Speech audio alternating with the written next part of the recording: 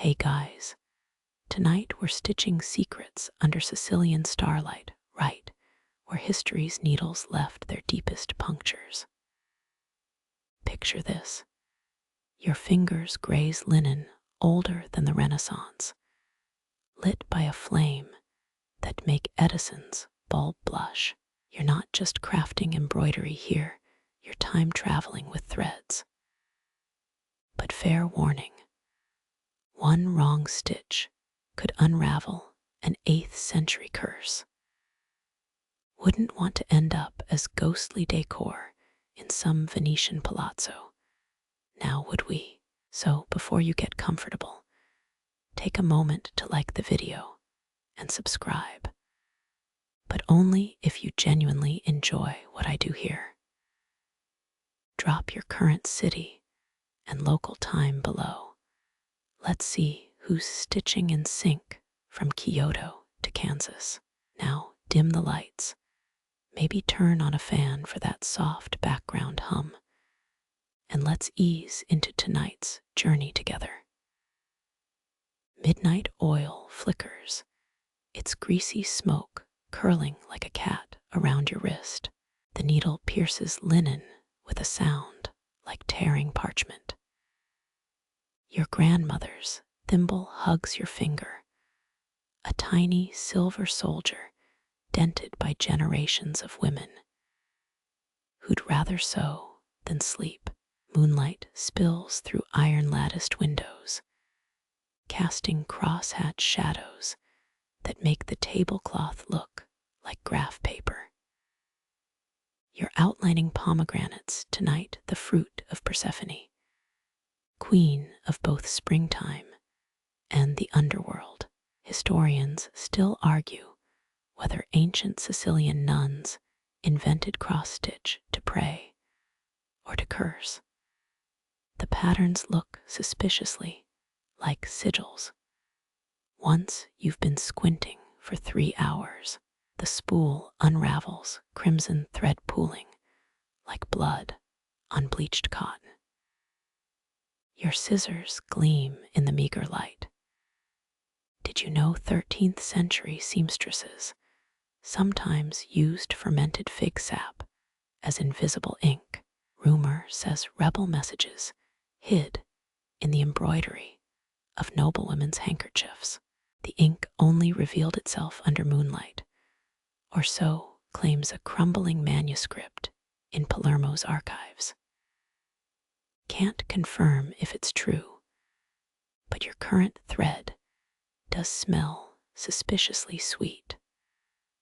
A moth kamikaze dives into the oil lamp. The flame gutters. You freeze mid-stitch as shadows convulse on the walls.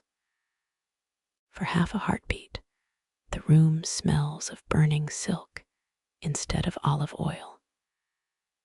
The medieval Sicilian kitchen around you, all soot-stained stone and copper pans, feels less like a reconstruction and more like a memory. Archaeologists found fish bones, carbon dated to 1192, beneath this very floor. Not exactly glamorous, but hey, history's built on anchovy lunches and missed stitch counts. 3 more crosses completed. Your needle flashes, a tiny guillotine for fabric. The pattern demands 21 stitches per petal, but your fingers keep adding extras. Muscle memory, or maybe the ghost of Lucia Costa, the infamous 1800s seamstress who allegedly stitched a perfect replica of the Shroud of Turin entirely backwards. Her work's still displayed in Messina's cathedral, though tourists assume it's just another tourist trap tapestry. Silk whispers through linen, a sound softer than snowfall. Outside, the Mediterranean breathes against cliffs far below. Your thread tangles. You curse in a dialect that hasn't been common here since Normans ruled the island. No one mentions how embroidery mirrors life, pretty from afar, chaotic up close. That red's bleeding into the adjacent cream thread. Should have used the double knot technique from those Syracusan nuns. Too late now, own the mistake. Turn it into a stylistic choice. Future historians will call it postmodern medievalism and write dissertations about your rebellious color theory. The oil lamp sputters. You reach for the refill jug, clay rough against your palm. Every Sicilian Nonna knows. Leftover frying oil makes the best lamp fuel. Gives the light this golden hue, they said, also makes the room smell like a fish market at high noon. Trade-offs, right? Your needle hits a knot in the fabric. 7 attempts to pierce through. 7 tiny pops reverberate through the silent room. Turns out frustration sounds exactly like arthritic knuckles cracking. Dawn's first blue seeps through the lattices. You squint at your work.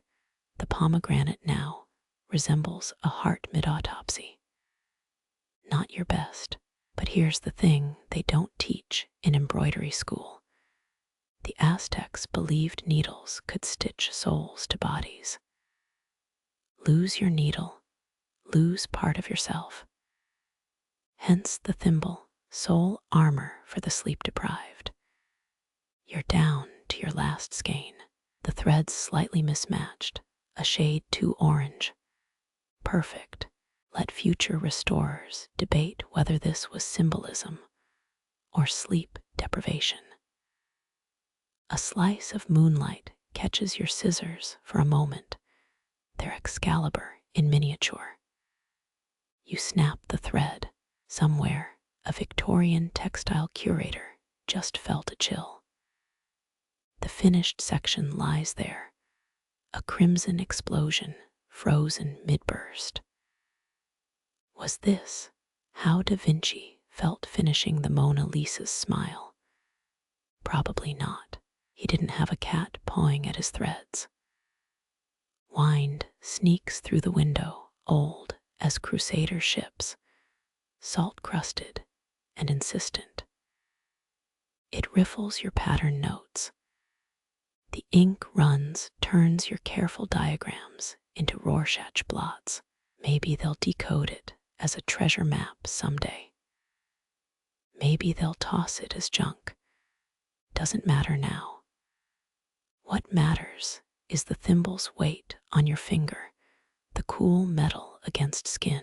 5 generations of Caluso women have stabbed fabric under this same roof. Archaeologists dated the foundation beams to the year 920. You're basically sewing in a museum exhibit. For free. The lamp dies. Morning wins. Your needle rests a comma in an endless sentence. Somewhere below, a goat bleats. Threads glimmer faintly on the table like veins under skin. You rub your eyes. The finished section seems to pulse. Is that the sleep deprivation talking? Or the fermented fig thread? Only one way to find out. The breeze picks up olive leaves tap dance against the window, like bony fingers playing a xylophone. Your thimble clicks against the wooden frame, metal meeting oak, in a rhythm older than Sicily's lemon groves. You pull the needle through linen, the motion so familiar it bypasses thought. Nonna's cracked hands hover in your periphery, her ghost still correcting your grip after all these years. Sweat beads where the wool shawl bites your shoulders. July nights here cling like overcooked pasta. The olive taproot groans beneath the house, its branches scraping glass in Morse code. Sicilian olive groves have been tended since Phoenician traders brought saplings here 28 centuries ago. You wonder if those sailors tasted oil pressed from these very trees, if their ships carried threadbare mothers, scolding clumsy grandsons too. Needle glints. The breeze dies. For 3 heartbeats silence. Then the leaves erupt again, their percussion undercut by the wheeze of the old iron stove. You stab the needle into the pincushion, a tomato-shaped relic oozing sawdust. The olive branch scratches a single word across the pane. Rest. You ignore it. Instead, you unravel cobalt thread coiled like a sleeping viper. Nonna's voice hums through muscle memory. Pull the tail through the eye, slow girl, or you'll split the fibers. The oil lamp gutters, casting your shadow 7 times across the plaster. Historians still argue whether Sicilian embroidery patterns came from Arab weavers or Byzantine nuns. You only know they arrived here stained with wine and sea salt stitched into the linens of women who outlived empires. Your pinky traces the half-finished vine, knots bunching where your tension falters. The cat twines around your ankles, her purr syncing with the clock's metronome tick. When she leaps onto the table, paws denting the linen, you swat her away. Nonna's disapproval hangs thick as the August humidity. A moth kamikazes into the lantern, wings singeing as it dives for flame. You flinch. The needle slips, pricking your thumb. 3 rubies bloom. You suck the blood away, salt and copper melting into one. Old wives swore hanging dried olive branches above cradles kept the evil eye at bay. You'd laughed until last winter when the neighbor's newborn screamed for 40 nights straight. Now a twist of twig hangs above your bed, its shriveled leaves scratching the wall like a sinner's confession. The cat bats your spool across the table thread, unspooling like a comet's tail. You lunge, fabric stretched taut between your fists. An olive pit clatters down the chimney, rolling across hearthstones in a drunken waltz. Nonna's voice again. A house makes music when its bones settle. You glance at the loom in the corner, its warped frame casting cage bar shadows. 23 steps to the pantry. 23 back. You trace them nightly, sock-clad feet avoiding the board that creaks like a rusty hinge. The fig preserves glisten in their jars, amber globes suspended in syrup. Nonna's recipe called for 37 figs and a splash of grappa. You'd used rum instead last autumn. The ghost of her tutting still echoes in the rafters. The olive branch scratches. Rest, rest, rest. You knot the thread so hard the needle squeaks. Midnight yawns, its breath sour with dried oregano and lamp oil. Somewhere beyond the hills, a donkey brays at the bloated moon. You press your palm to the cold window pane, feeling the olive leaves vibrate against your skin. They say a leaner of Aquitaine demanded Sicilian linen for her bridal trousseau. You picture her running calloused fingers over fabric like this, searching for imperfections by candlelight. The thimble slips, rolling under the stove with a defiant clang. You leave it. Let the mice claim it. Let the rust eat it. Instead, you stitch faster, thread hissing through linen. As moths dance their funeral pirouettes, a blister rises on your ring finger, the skin pink and pleading. You bite it open, salt flooding your tongue. Nonna's hands never bled. The oil lamp sputters its wick, drowning in tallow. You twist the knob, light swells, burning the room's edges to parchment. Shadows retreat behind clay pots and the dog-eared family Bible. The olive branch taps its final warning. You adjust the lamp, casting your needle's shadow 10 feet tall.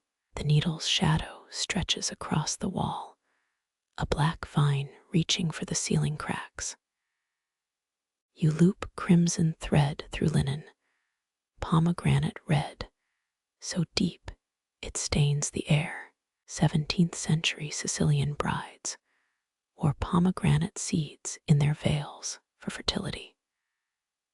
Though you'd rather swallow scorpions than birth 9 children like Aunt Rosaria, the iron stove hums low, its old belly full of smoldering almond shells.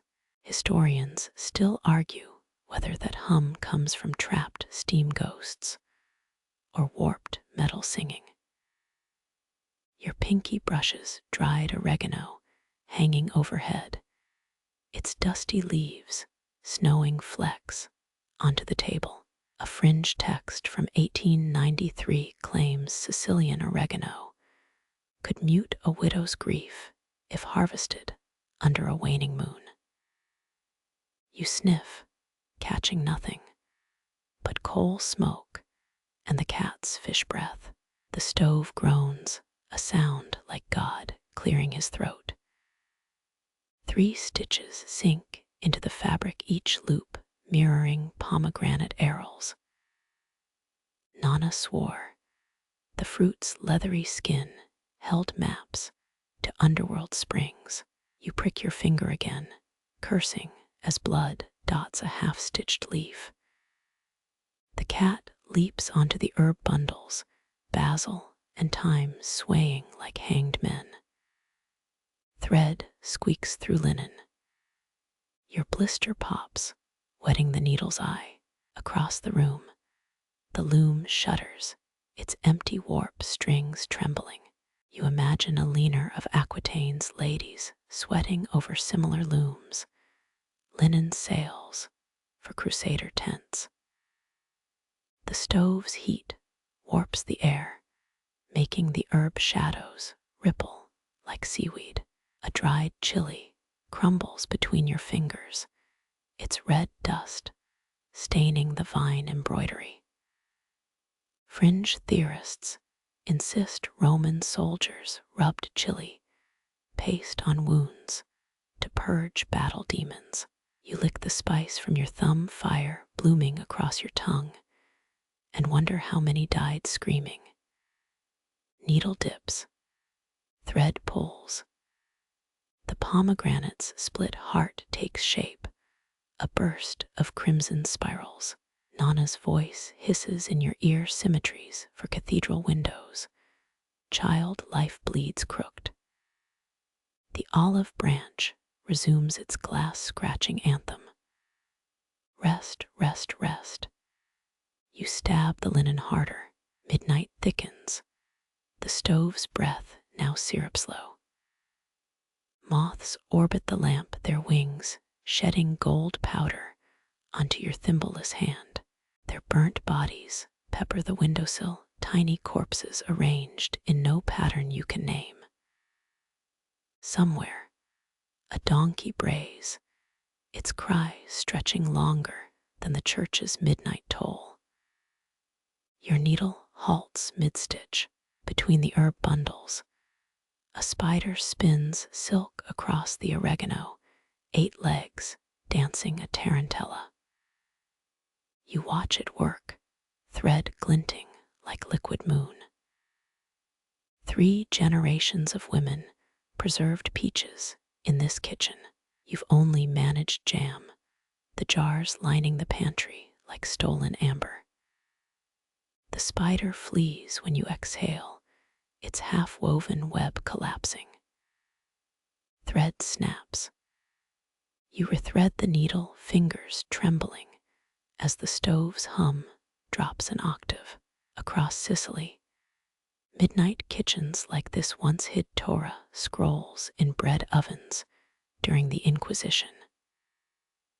Your own oven holds nothing but sourdough starter, a frothy beast demanding weekly feedings. The pomegranate's last seed takes shape, a teardrop knot.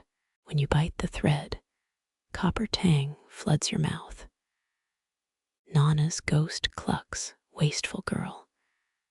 The herbs shudder in a sudden draft, their shadows laddering up the wall. Outside, wind rifles through olive groves, a sound like parchment scrolls being opened. You squint at your embroidery. The vines writhe, a red riot strangling ivory linen. It's hideous. It's perfect. The cat coughs up a hairball onto your stool, a damp offering of fur and time. You throw a spool at her, thread unfurling like a comet's tail across the floor.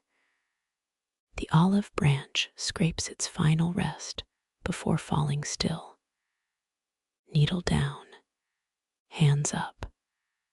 The stove's hymn fades to whispers, morning's first rooster crows, barely audible through stone walls. Your embroidery glows in the dying light, a pomegranate bleeding onto cloth. Somewhere between the stove's sighs, you hear it, the soft unraveling of a single thread. You ignore that too.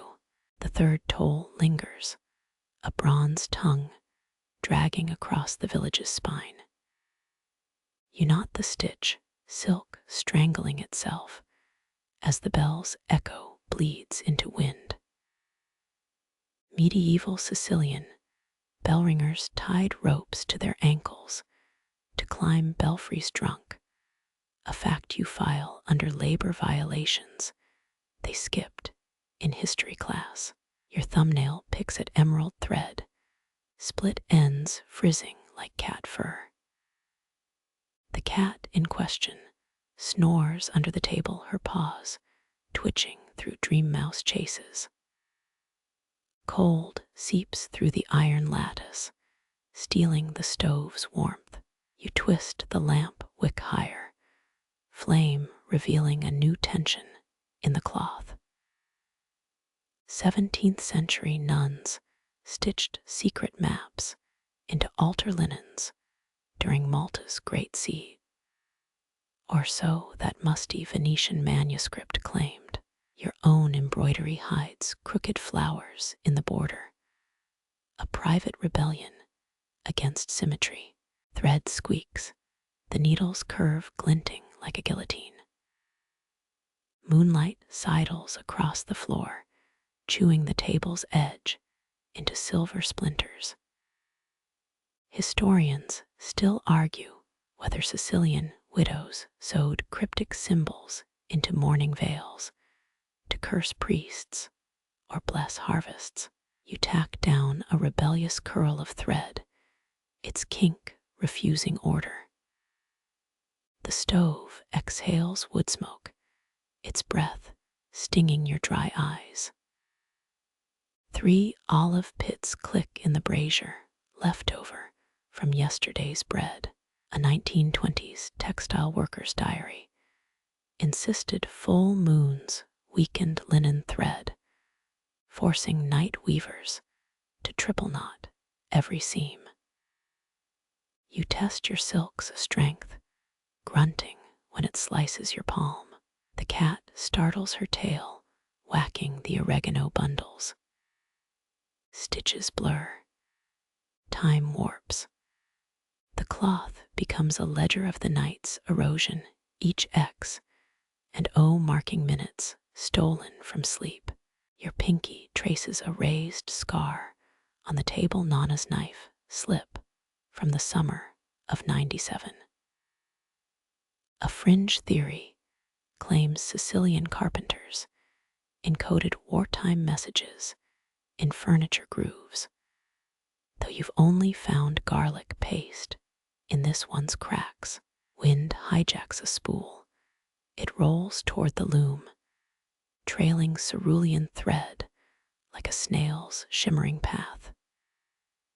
You lunge, knee cracking, and catch it before it vanishes into shadow. The cat yawns, her sandpaper tongue curling in judgment. Needle pricks flesh again. 3 blood droplets bloom, vermilion beads mirroring the bell tower's faded roof tiles. You blot them with your sleeve, a new stain joining its ancestors. Somewhere, a nightingale trills, its song fraying into the clatter of distant pots. Dawn's vanguard practicing their assault. The stove whimpers, ash whispering through its grate. You feed it a rosemary branch, the leaves combusting with a sound like distant applause. 17 stitches left. 17 coils of the thread around your wrist, each a shackle of your own making. The cat's purr syncs with the pendulous clock, its hands moon-drugged and sluggish. Your thimbleless finger throbs, a metronome of stupidity. Should have taken up basket weaving, you mutter the first words spoken since midnight. A dried lemon peel crumbles under your elbow, its citrus ghost resurrected by the pressure. Through the window, half shuttered against the cold, the village lights resemble drowned stars. You imagine each flicker as a neighbor's insomnia mirroring your own. The bell tower broods, its silhouette a thorn in the sky's flesh. One medieval account claims the original bells were forged from melted down Saracen swords. History recycled as sound. Thread tangles, needle hesitates. You bite the knot, your teeth severing the twist with a pop. The cat's ears twitch. She glares like you've betrayed the sacred hush. 3 rapid stitches, a diagonal slash breaking the pattern's tyranny. Nonna's voice drifts through memory's keyhole. Perfection is a prison with silk bars. Wind-borne salt rasps against the window, the sea restless beyond the hills. You taste it on your chapped lips, ancient brine carried 13 miles inland, another stitch cinched, another breath held. The unraveled thread from earlier creeps across the floor, a sly serpent approaching your ankle. You crush it under your heel, fabric grinding against stone. The bell tower's shadow shrinks, a retreating sentry as the sky pales. Somewhere, bread dough swells in its trough, yeast exhaling centuries of generational wisdom. Your embroidery mocks you, a lopsided garden straining toward chaos. When the last stitch strangles itself, a tight noose of jade thread, you exhale. The cloth lies spent, a conquered thing. The cat stretches her claws, scoring the table leg. A single knot throbs at the edge, already beginning to fray. You press your palm over it, heat sealing the rebellion as the 4th bell chokes on its own voice. The 4th bell's chokehold lingers, your ears ringing like struck copper. You rise, knee joints crunching like gravel, and stagger toward the stove. Fig preserves bubble, thick syrup spitting caramelized curses at the flames. Medieval Sicilian merchants traded these fruits for Egyptian papyrus, sweetness bartered for stories. You stir the pot, wooden spoon carving amber whirlpools. A sticky strand snaps, landing on your wrist like a burning hair. Dio fa rider isu scherzi. You grumble, licking the scalding sweetness. The cat materializes her nose, twitching at the sugary assault. 17 summers ago, Nonna taught you to bottle figs in this same pot, its handle still bearing her thumbprint. Historians still argue whether Sicilian women wove secret rebellion codes into embroidery during Napoleon's occupation. Your current project hides a misshapen V in its vine's vengeance or sloppiness. Unclear, threads cling to your sleeve, trailing toward the simmering pot like desperate suitors. You pluck them free, their fibers curling into ash above the fire. A 1920s lunatic claimed fig sap could curdle milk into cheese without rennet. The cat sneezes, apparently doubting fringe dairy science. Molten jam thickens, air congealing with the scent of sun-rotten fruit. You drag the needle through linen again, stitches blurring into Rorschach blots.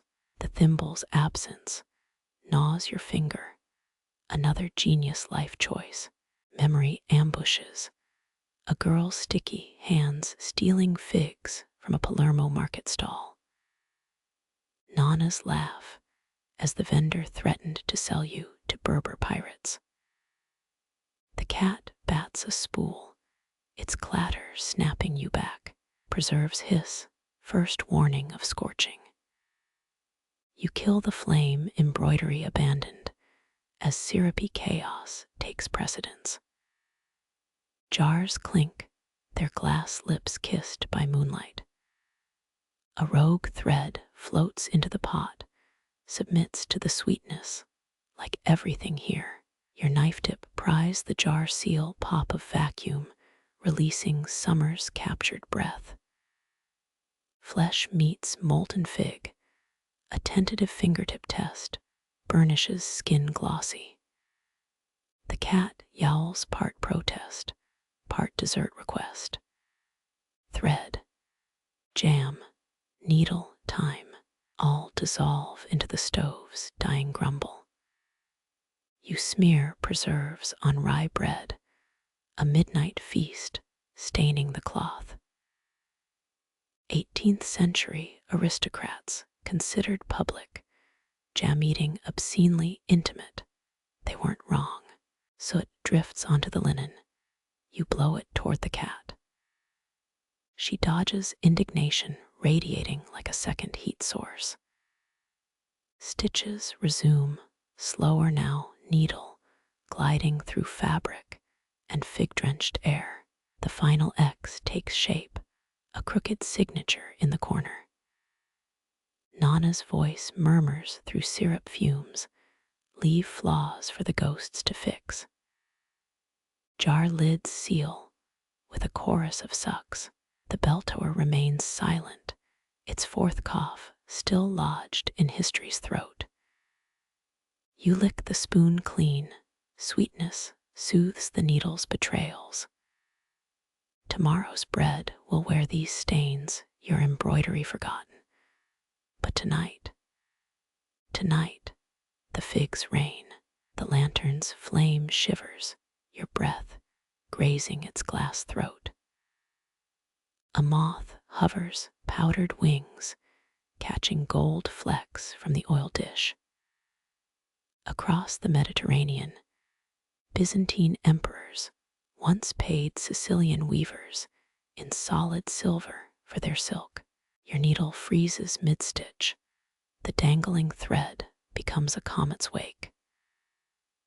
Attenzione, Pirro. You warn the moth, naming it after that overeater who invaded Sicily just to starve. Its antennae twitch, dismissing 2 millennia of failed strategies.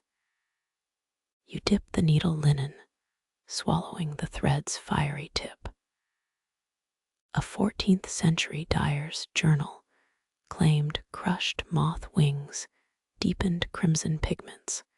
His rivals called it heresy. The flame gutters, projecting your oversized shadow onto the wall. Thread hisses through fabric, a meteor's path frozen in cotton. The cat watches from her bastion of yarn, unimpressed by celestial theatrics. Historians still argue whether Sicilian widow's peak embroidery patterns encoded resistance or just bad trigonometry. Your own stitches veer drunkenly, an X here, a lopsided star there. Pirro dive bombs the lantern, his wings dusting the oil with iridescent dandruff. You tug the needle, 12 inches of flaxen tail streaming behind. Moonlight bleeds through shutters, turning your work into a spiderweb of silver. A 19th century Palermo madhouse displayed lunatic lace said to predict volcanic eruptions.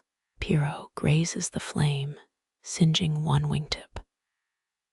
Stupido, you hiss, blowing him toward safety. He cartwheels into the spice rack, knocking loose a cinnamon stick. The thread trembles in your grip, caught between comet and anchor. Nonna's voice rasps through memory. Pull too hard, you'll unravel the sky. Embers pop in the stove, a syncopated counterpoint to your breathing. Pirro recovers, looping around the lantern in defiant spirals. You anchor the comet's tail with 3 quick knots, a messy Orion's belt. The cat yawns an opera of boredom.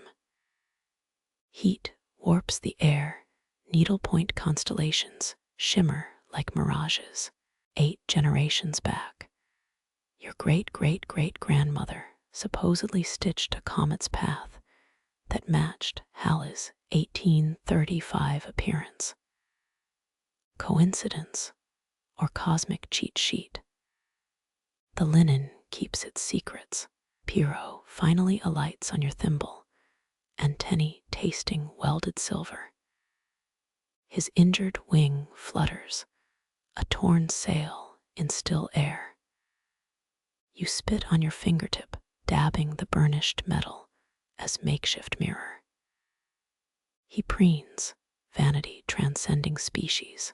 The church bells stay mute, their bronze tongues heavy with unsung hours. Your needle resumes its voyage, puncturing fabric like a tiny plow.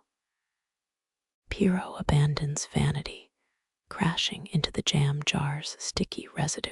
The cat's tail flicks, Supreme Court justice, sentencing him to life in clumsiness.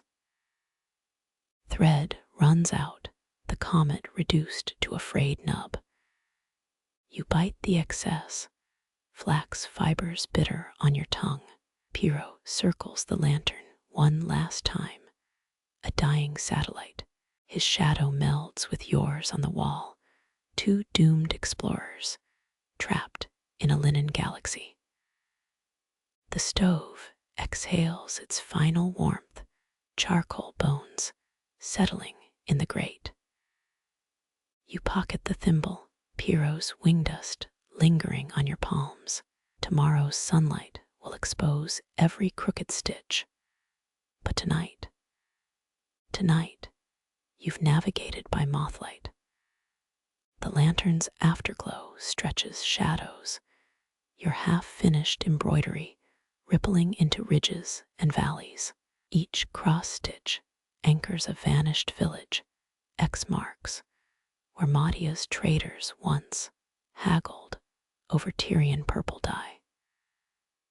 A 12th century Arab geographer claimed Sicily's outline could be drawn from memory using only 17 stitches. Your needle hesitates, thread poised above Ragusa's ghostly coordinates. Pirro's wing shadows caper across the cloth, mapping trails Carthaginians marched before Rome scraped them off the island. You jab the needle, a tiny thock echoing in the still room. 17th century nuns allegedly stitched storm patterns into altar cloths to calm seas. Their abbess called it hubris. With a hoop, the cat bats at Syracuse's embroidered harbor, claws snagging a thread meant for Ortige's lighthouse. Hannibal's elephants had better manners. You mutter, untangling silk from feline sabotage.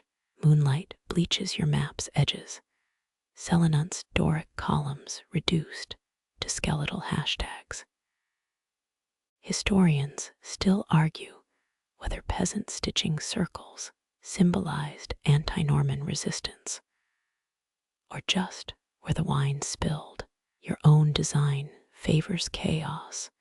Jealous wheat fields collide with Etna's mountain, passes in a jumble of azure thread. A draft riffles the fabric, ancestral names surfacing like driftwood. Giuseppa, Salvator, Concetta, their whispers smell of sulfur and orange blossoms. You stab a stitch through Agrigento, the temple of Concordia's silhouette, emerging lopsided. Pirro alights on the Val di Noto region, his antennae brushing threadbare slopes, where earthquakes buried 8 generations. The cat sneezes, dislodging a skein of Mount Etna gray yarn. It unravels, lava flows of merino wool cascading over your ankles. Etna's last eruption came sooner, no. You ask the feline demolition crew. She licks a paw, the picture of Carthaginian indifference. Your thimble gleams, a tiny helm steering through linen seas. A stitch meant for Palermo's cathedral veers west, piercing Ustica instead. Nonna's voice murmurs through the linen. Maps lie kinder than memories. The lantern dims, your needle dragging reluctant stars into the gulf of Castellamare. Pirro spirals upward, casting a shadow like Messina's sickle-shaped harbor. You knot off a thread, its frayed end mocking the strait's treacherous currents. 1895 railway maps, labeled Sicily Terra Senza Tempo land, outside time. Your embroidery agrees. Morgantina's ruins bloom cochineal red beside 21st century highway threads. The cathedral bells stay silent, their copper tongues stilled by the hour.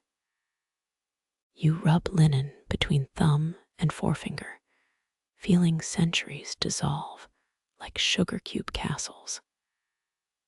A moth-eaten atlas in Trapani's archives insists Sicily once floated freely before Odysseus anchored it. The cat's purr vibrates through your shins, a seismic rumble in miniature. Midnight creaks the house's bones, floorboards settling into ancient trade routes.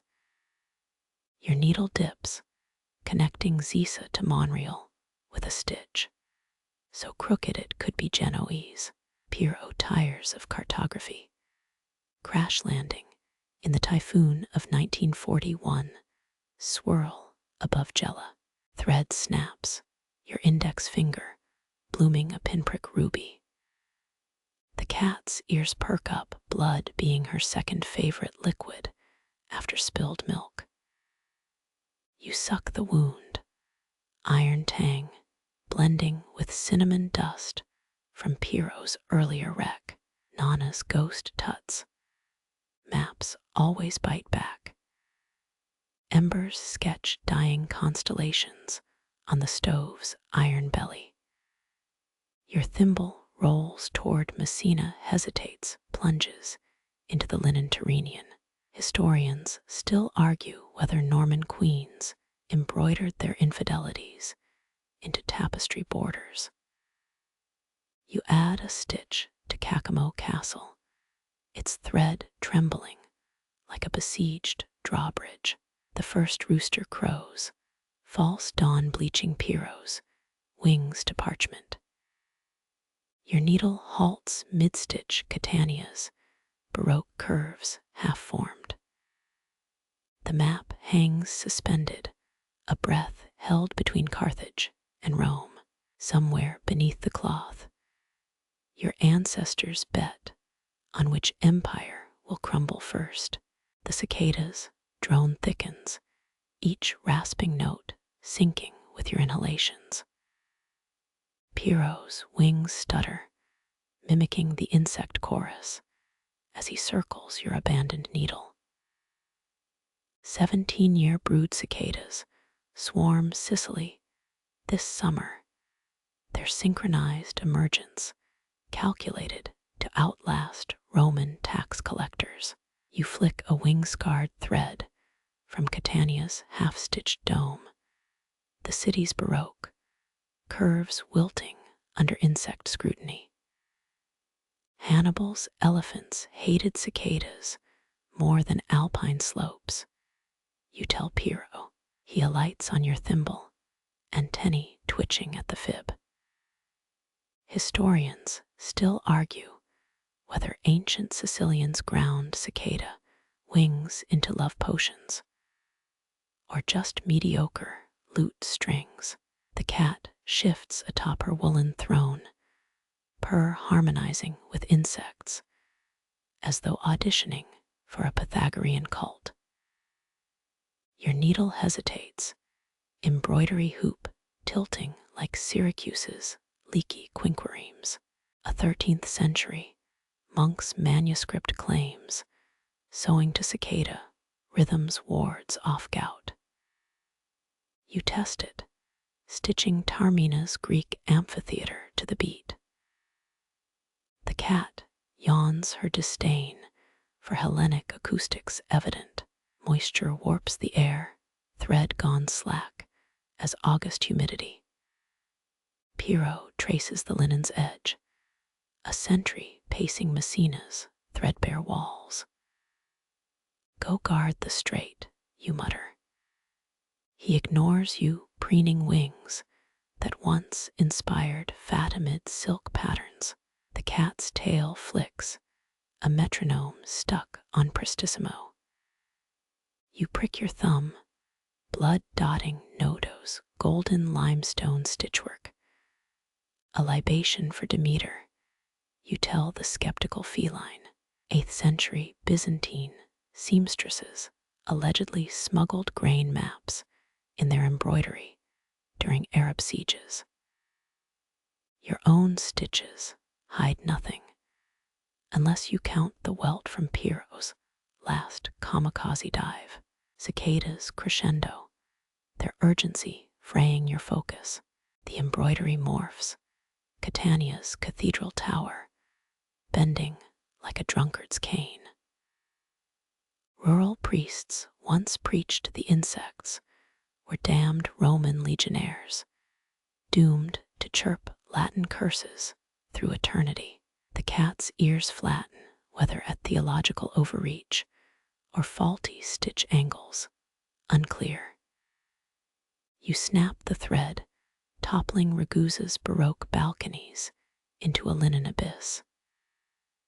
Pirro veers west, avoiding your glare. 1762 eruption. Records mention farmers stitching ash patterns into mourning veils. Your needle stabs the fabric, reclaiming Catania's crooked spire from entropy. The cat's purr hitches a broken gear In time's clockwork, cicadas falter, their symphony missing a beat. You freeze, needle hovering over Etna's threadbare fortress. Historians still argue whether Norman queens hired opera singers to drown out summer insects. Silence pools in the broken rhythm, then a lone cicada restarts the chant. Others follow, stitching sound back into the night's fabric. Your needle plunges, Catania's dome rising crooked but defiant. Pirro bombards an embroidered olive grove, his shadow weaving through linen branches. Next time you tell the cat, you handle the timeline. She blinks slow as a Carthaginian galley sinking. Your thimble glints, capturing a stray cicada's final, rasping exhale. The stitch closes, thread pulled taut as the silence between empires. Lemon peels curl inward, their ribs exposed like papyrus scrolls. You rub a drying strip, citrus oil, etching its fingerprint. Palermo's 10th century. Souk once traded 3 lemons for a hen medieval Sicilians, believing their zest prevented galley scurvy. The parchment wrinkles under your thumb, its edges nibbled by beetles.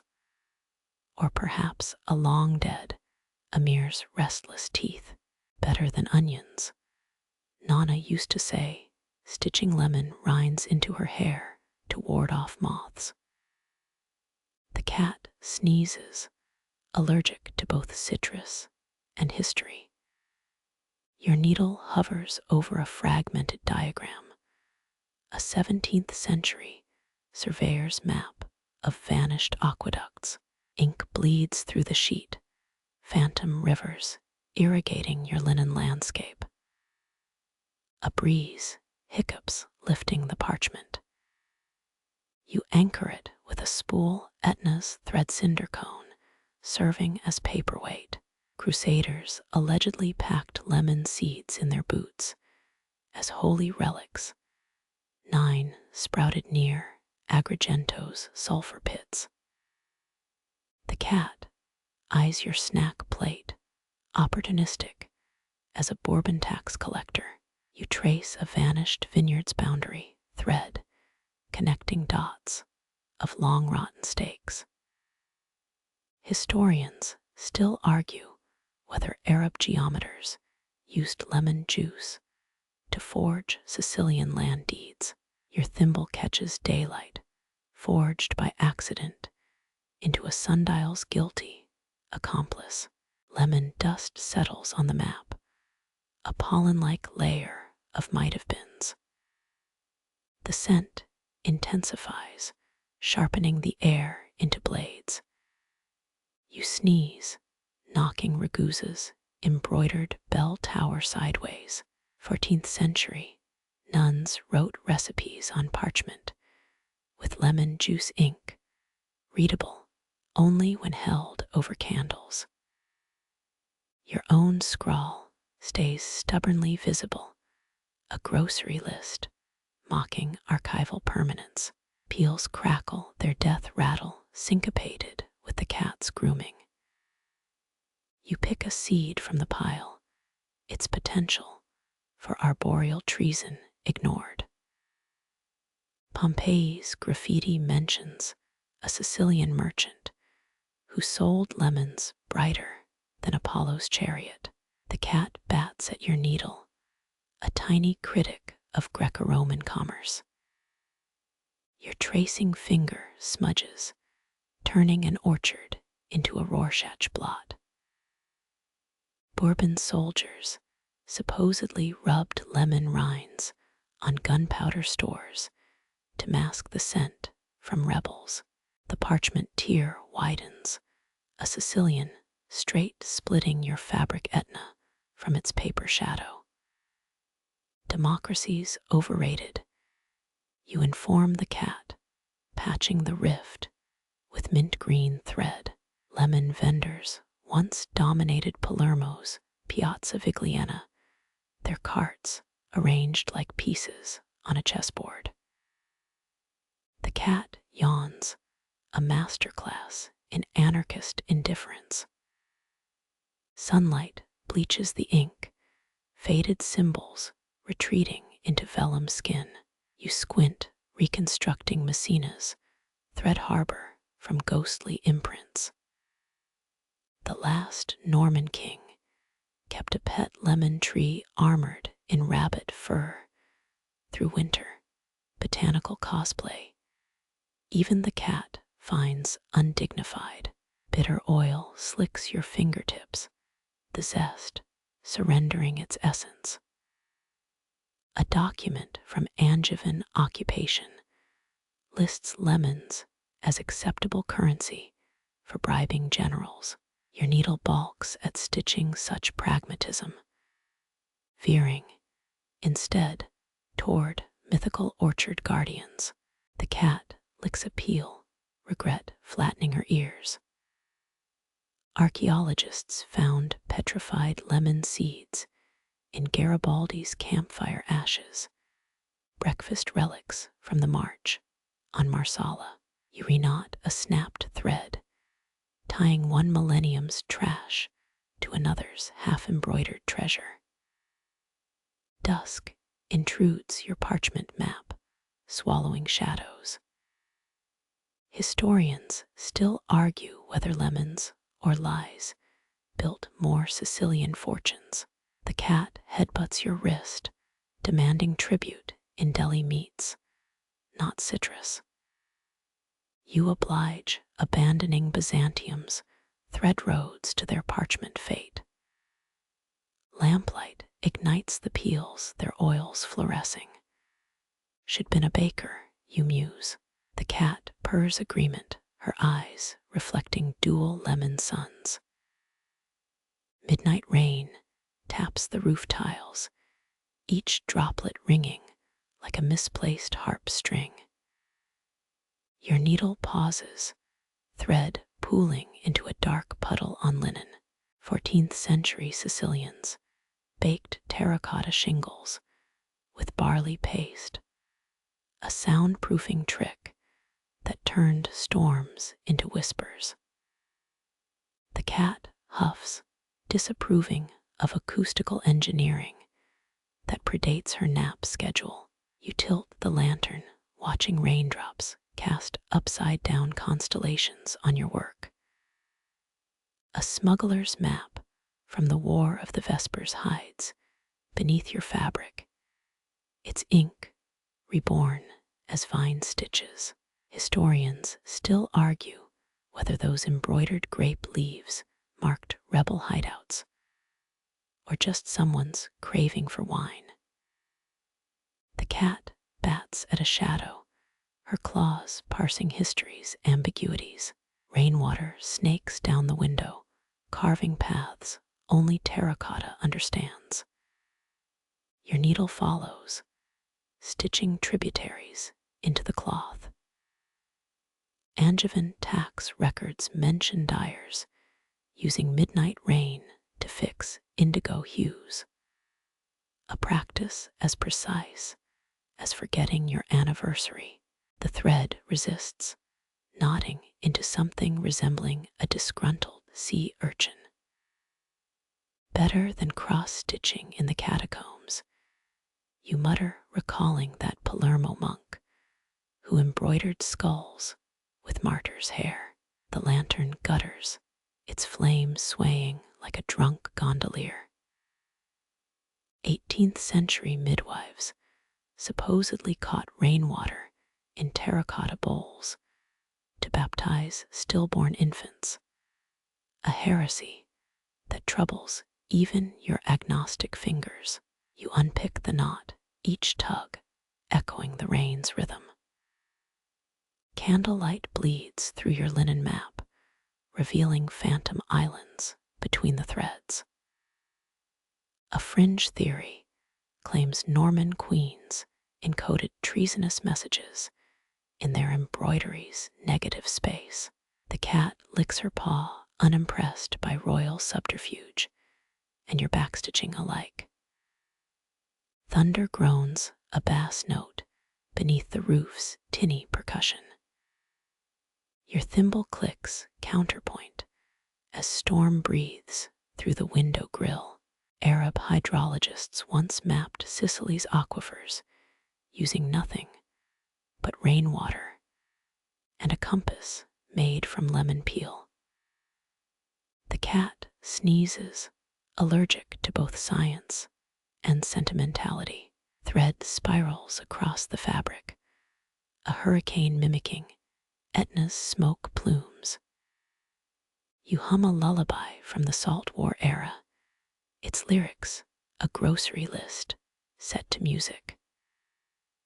Rain pools in the courtyard below, a temporary sea for drowning breadcrumbs and regrets. Historians still argue whether medieval Sicilian, a N, Chinese letter, traded architectural secrets for embroidery patterns. The cat yawns, calling the motion to adjourn. Lightning flares. Your shadow stitches itself to the wall.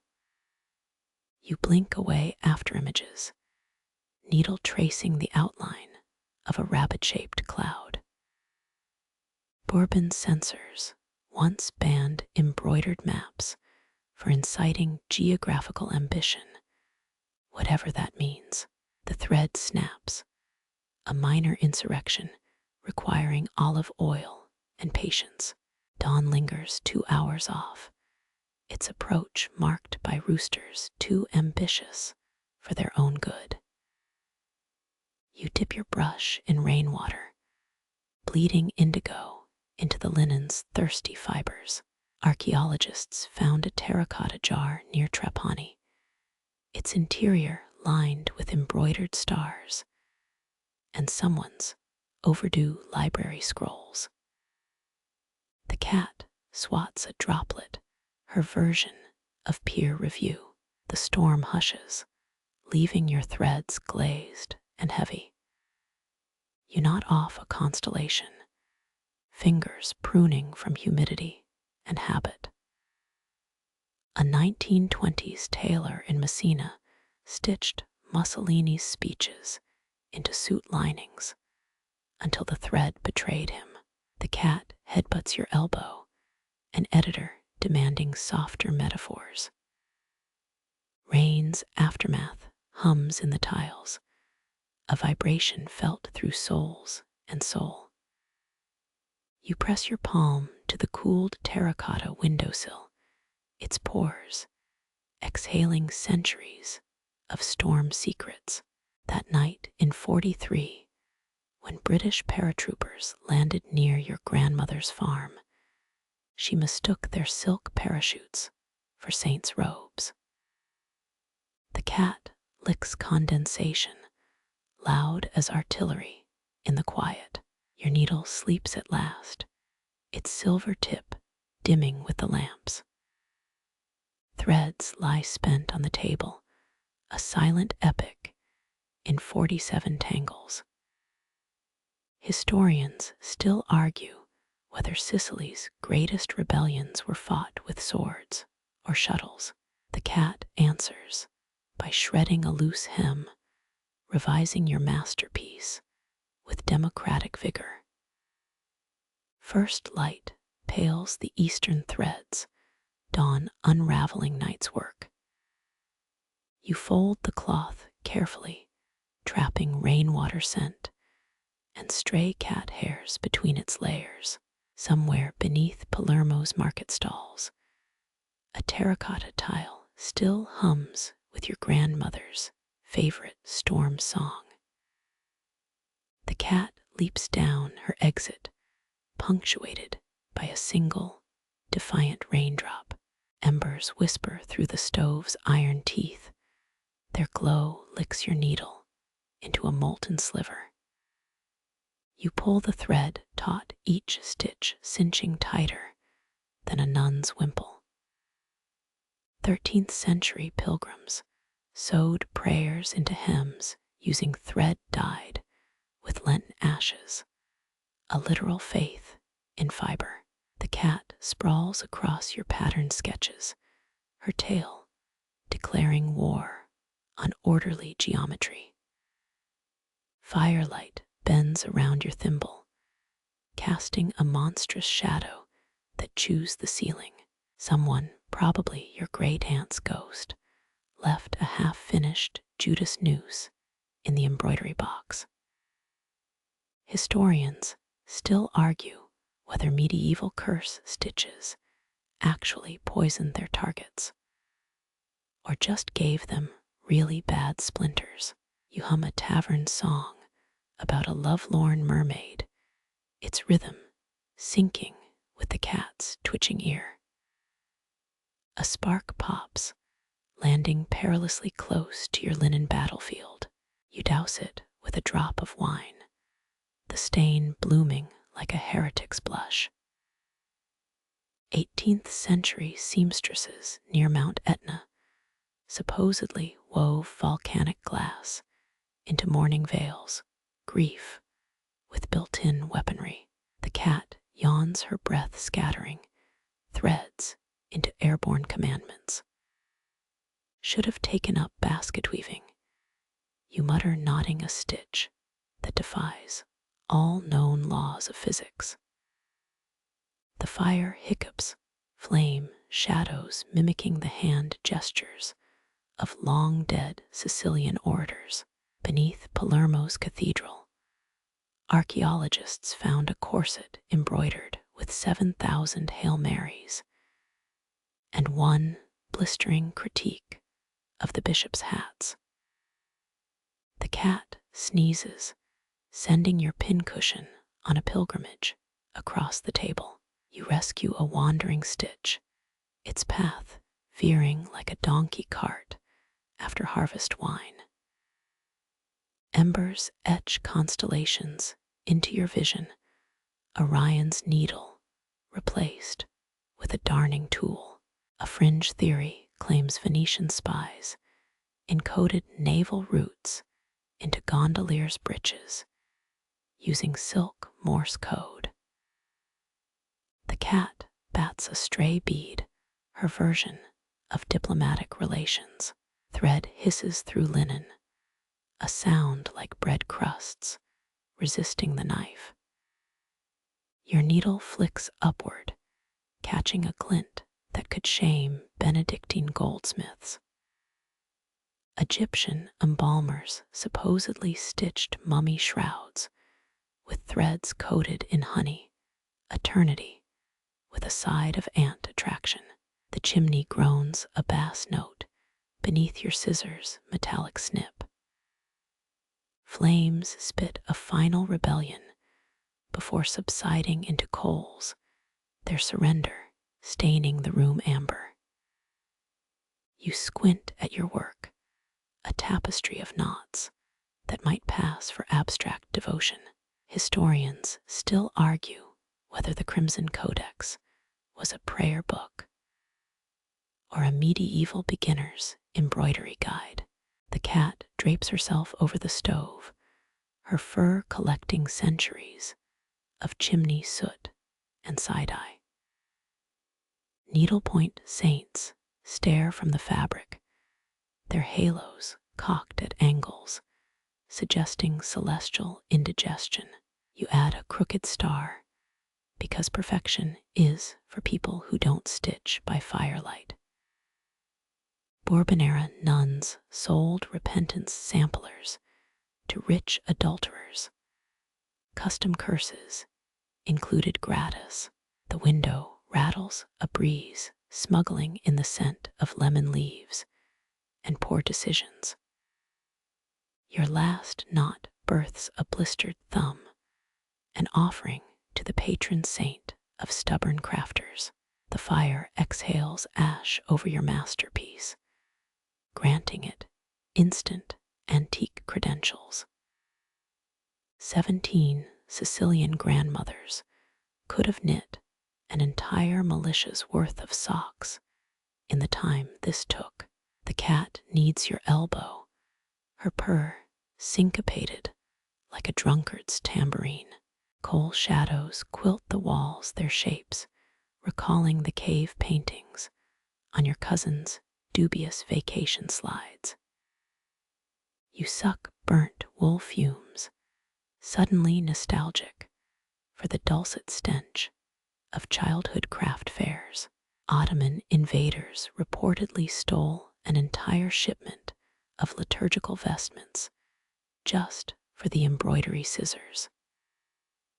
Embers crack their knuckles, a final reminder that firelight forgives nothing, especially your backstitching. Dawn tiptoes through the shutters, its gray fingers smudging your monument to nocturnal obsession. You fold the cloth with sacramental care, trapping wood smoke and second guesses between its layers. Somewhere beneath Catania's streets, a prayer stitched into St. Agatha's shawl still hums with the rage of wronged women. The cat stretches her silhouette, echoing the martyred saint's final, furious gesture. The loom's heartbeat syncs with your own warps creaking like an old sailor's knees. Moonlight slithers through silk, stretched taut, transforming each strand into liquid mercury. You never asked for a ghostly weaving partner, but here she is, her shuttle moving through air thick with ossified rosemary and contempt. 9th century Viking sails were woven with horsehair and seaweed for storm resistance, though yours strains under mere moth-wing tension. Her spectral thread glows faintly pesto green, a shade last seen in Renaissance poison rings. The cat arches at a crunch beneath your stool, triumphantly presenting the mummified fig you'd lost 3 Tuesdays ago. Historians still argue whether Byzantine emperors actually wore silk spun from Mediterranean mollusks, or just enjoyed messing with Venetian traders. You spit on a knot, a technique favored by Genoese rope makers and your grandmother. The ghost's presence warps the room's geometry, her shadow a Rorschach blot of grudges. Your fingers graze bronze-weighted heddles, still warm from some long-dead weaver's fury. An obscure Tuscan manuscript claims grief-stricken nuns chained their looms to prevent widows from absconding with cursed tapestries. Silk hisses through the reed, its friction conjuring the sound of vipers moving through dry grass.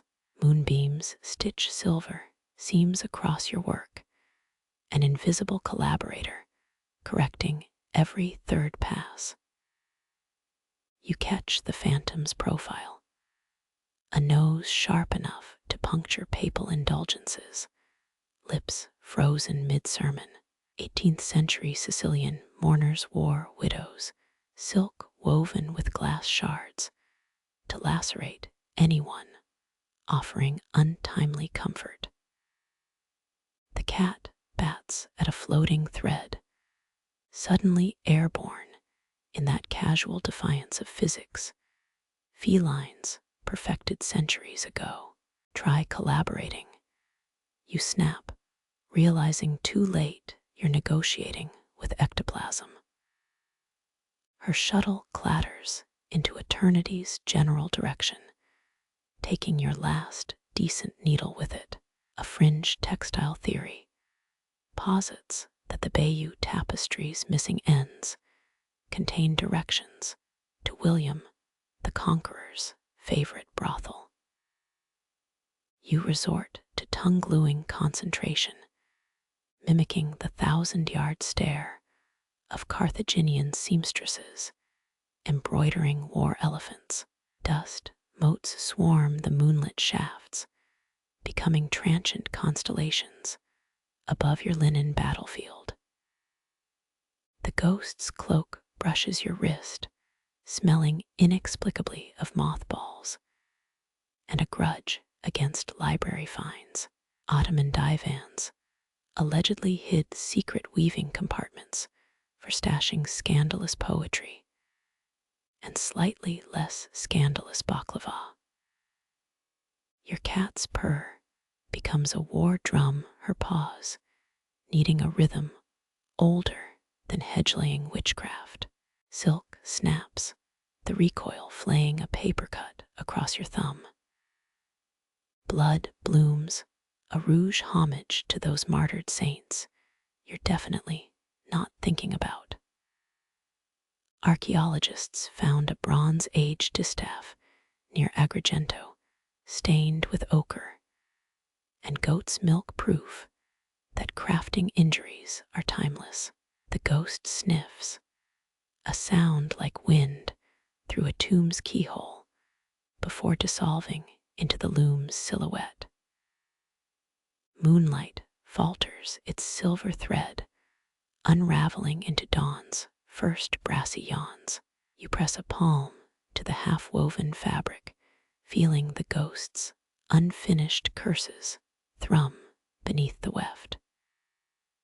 Swedish death shrouds from the 1600s often incorporated hair from every family member, a textile snub to lone wolves. The cat drags her belly across your raveled hem, leaving behind enough fur to felt a small heretic. Your last stitch mirrors the horizon, a trembling line between night's dark wool and day's raw flax. The loom falls silent, its voice box stuffed with centuries of unsold brocade. Maybe you hum a Norman lullaby about nettlecloth and nettled wives. The ghost's absence leaves a dent in the air, a vacuum eager to swallow your next unwise life choice. Threads glisten, still holding moonlight's afterimage like smuggled coins. You flex blood-crusted fingers, their ache echoing medieval spinning circles where calluses doubled as currency. That Maltese archbishop who excommunicated his own vestments for being temptingly embroidered might had a point. The cat licks her paw with papal solemnity, judging your technique, your life, the existential void beyond the window. Dawn wins its petty squabble with the moon. What remains of the ghost clings to your thimble, a chill whispering through bone and brass. Historians still argue whether Catherine de Medici's famed black silks were dyed with walnut husks or the tears of her husband's mistresses. You sip yesterday's wine, letting tannins sting the cut as birds resume their ancient debate about whose fault mornings are. The loom stands as a ship's skeleton, its mast-like frame hung with gossamer rigging. Your reflection warps in a polished bobbin, a funhouse mirror version of whoever you were 12 hours ago. Byzantine eunuchs supposedly guarded silkworms like dragons, a gig that came with great dental plans and terrible party invites.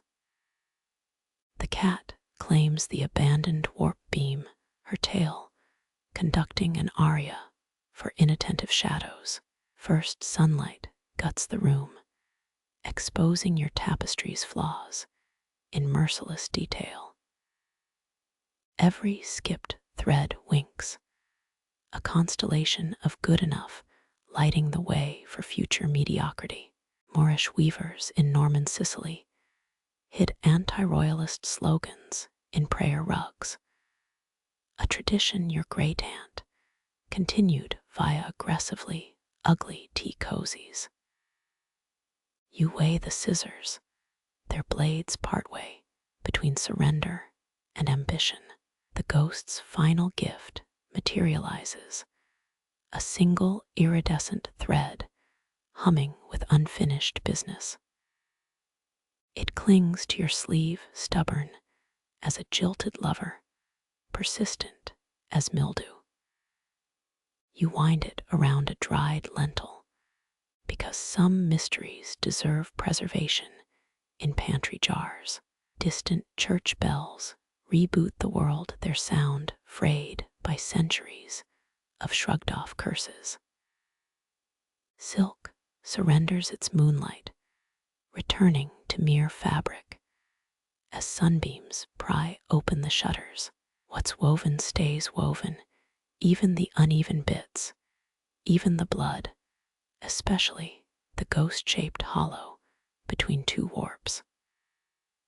The cat sneezes, an emphatic period on the night's run-on sentence.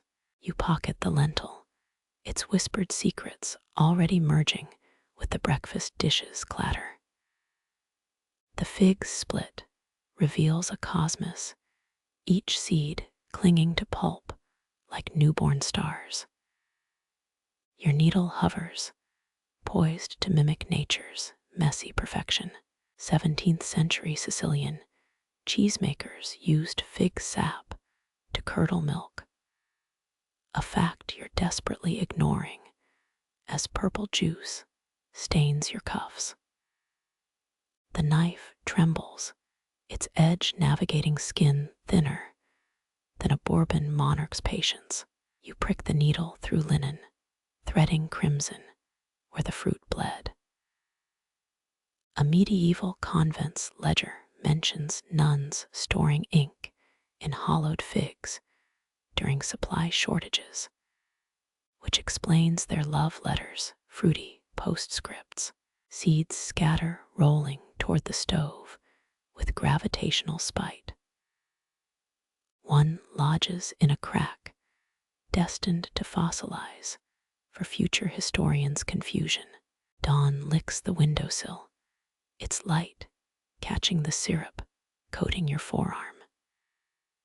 Historians still argue whether a fig-laced banquet caused the 1545 Palermo riots, or if everyone just hated the band.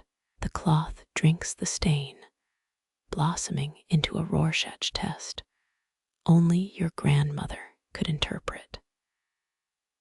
3 stitches warp, achieving the wobbly charm of a drunk cartographer's coastline. Your thimble taps the table, Morse coding regrets about not using a thimble. The cat investigates, planting a fig seed on your knee like a tiny landmine. Byzantine physicians prescribed fig poultices for melancholic vapors, a cure less effective than their trademarked leech and honey tonics. You suck pulp from a knuckle, tasting summers spent stealing from orchards your cousins swore were cursed. Thread pulls taut, mirroring the fig's ruptured veins. A breeze riffles through recipe cards, half in Nonna's hand, half in yours. An obscure tax record claims Sicilian bakers paid levies in dried figs during the 1347 drought, currency as sticky as their ethics. The needle slips, grazing your thumbnail with a coward's precision. You knot the thread, a half hitch that would shame any self-respecting sailmaker.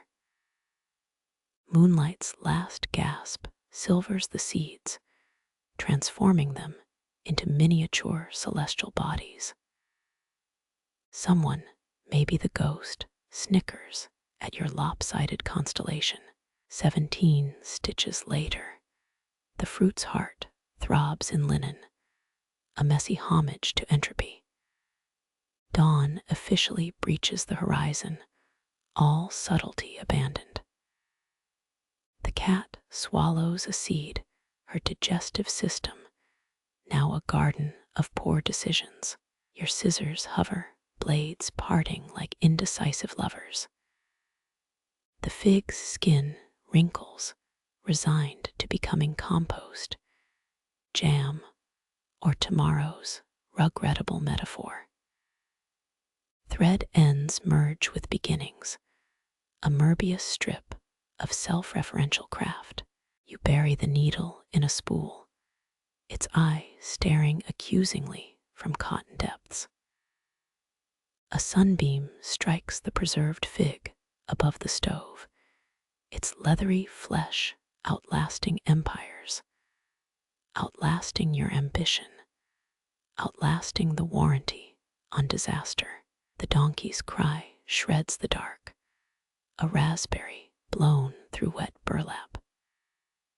Your needle skims the linen's surface, stitches becoming wave crests in this sea of cotton. 13 generations back, your thrice great granduncle guided mules up Mount Etna's switchbacks, hauling sulfur for gunpowder that never reached Garibaldi's rebels. You stab the fabric, channeling ancestors who mistook stubbornness for virtue. Wind sneaks through the window, carrying whispers from the pasture below. A 16th century tax ledger lists donkeys as four-legged philosophers in Messina, though scholars suspect a drunk scribe's creative license. The thread snags, forcing a backtracking maneuver worthy of Theseus in that overrated labyrinth. Moonlight warps your shadow into a ship's figurehead, all dramatic angles and dubious navigational skills.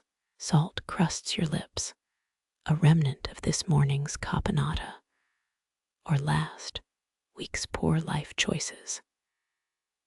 Historians still argue whether Sicilian donkeys developed regional dialects, every bray allegedly flavored by local wines. Your thimble clinks against scissors, an impromptu maritime bell tolling for your fraying attention span. 3 knots form a nautical trifecta your great-aunt Assunta would have called adequate for government work.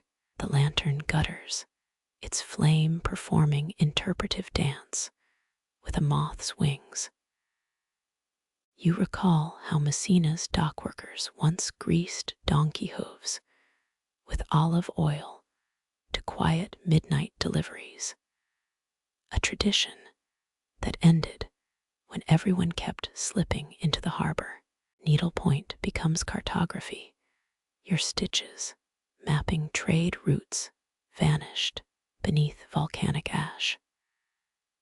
Purple thread loops, a poorly disguised nod to Palermo's long-dead silk markets. A warm gust carries rosemary and urea, the pastoral equivalent of a mixed review. 17 donkeys reportedly sank a Venetian galley in 1423, though the court records omit whether it involved hoof-based sabotage. You bite the thread in a move Nonna called the peasant's dental plan, tasting linen fuzz and existential resignation. Somewhere, a muleteer's ghost applauds your mediocre whipstitch. Dawn's first smear of light reveals your creation's truth. It's less Argonauts, more leaky rowboat. The last knot mushrooms into a thread tumor, a mutiny against perfectionism. 300 stitches, whisper of tides and hoofbeats. Geography, rewritten by an insomniac with questionable depth perception. Silence pools like spilled mercury, until the roosters start their vocal auditions.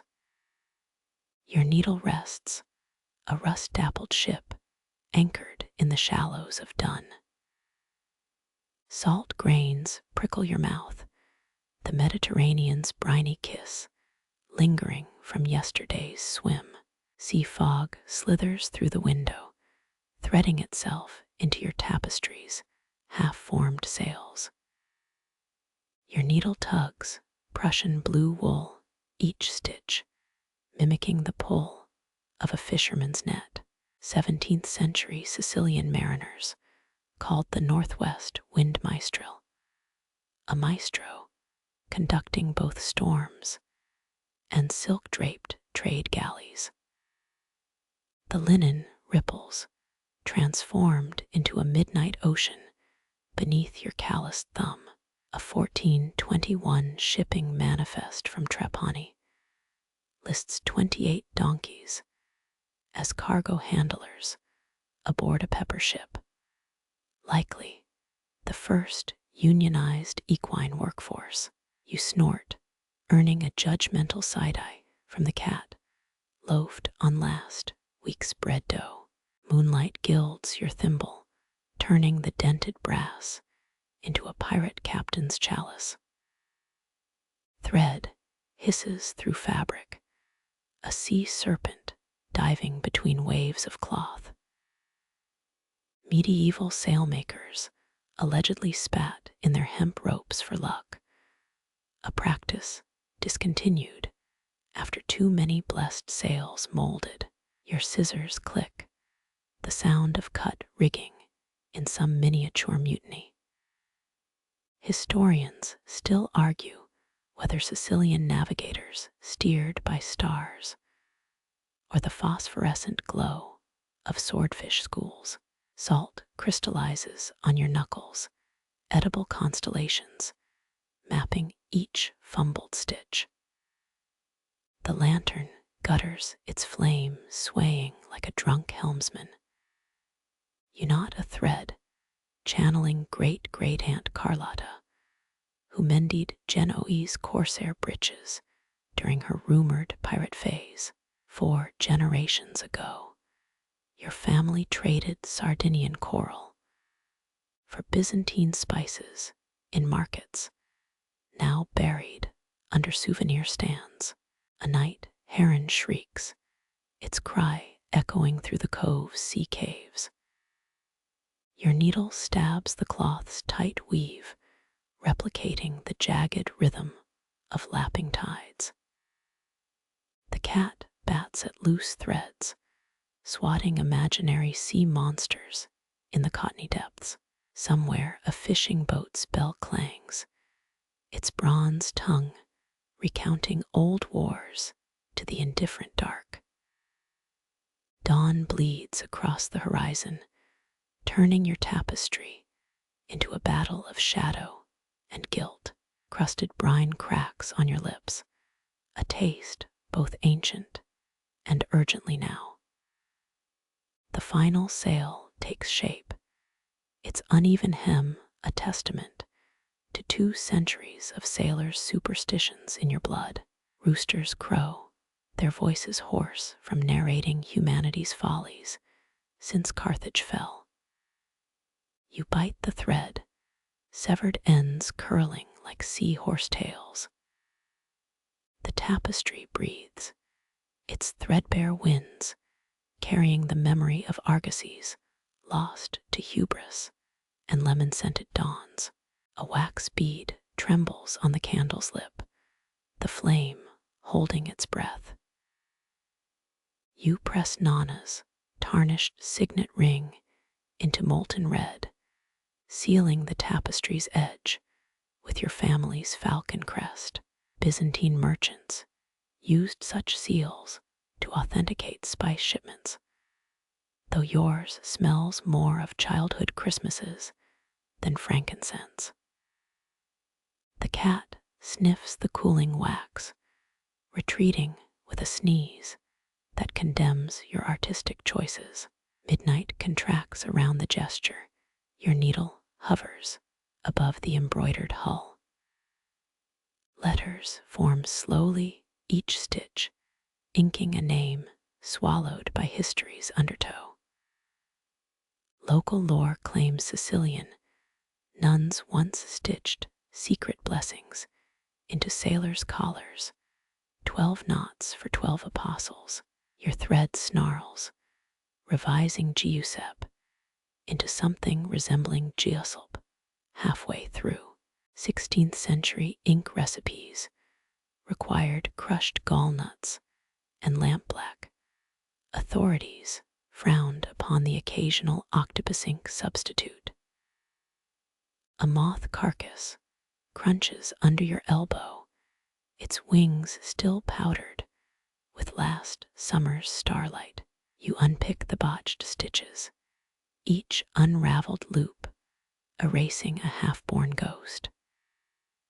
Historians still argue whether Sicilian convents smuggled coded messages in their altar cloths during Spanish rule. The lantern's wick sputters, dying with the panache of a bored tragedian.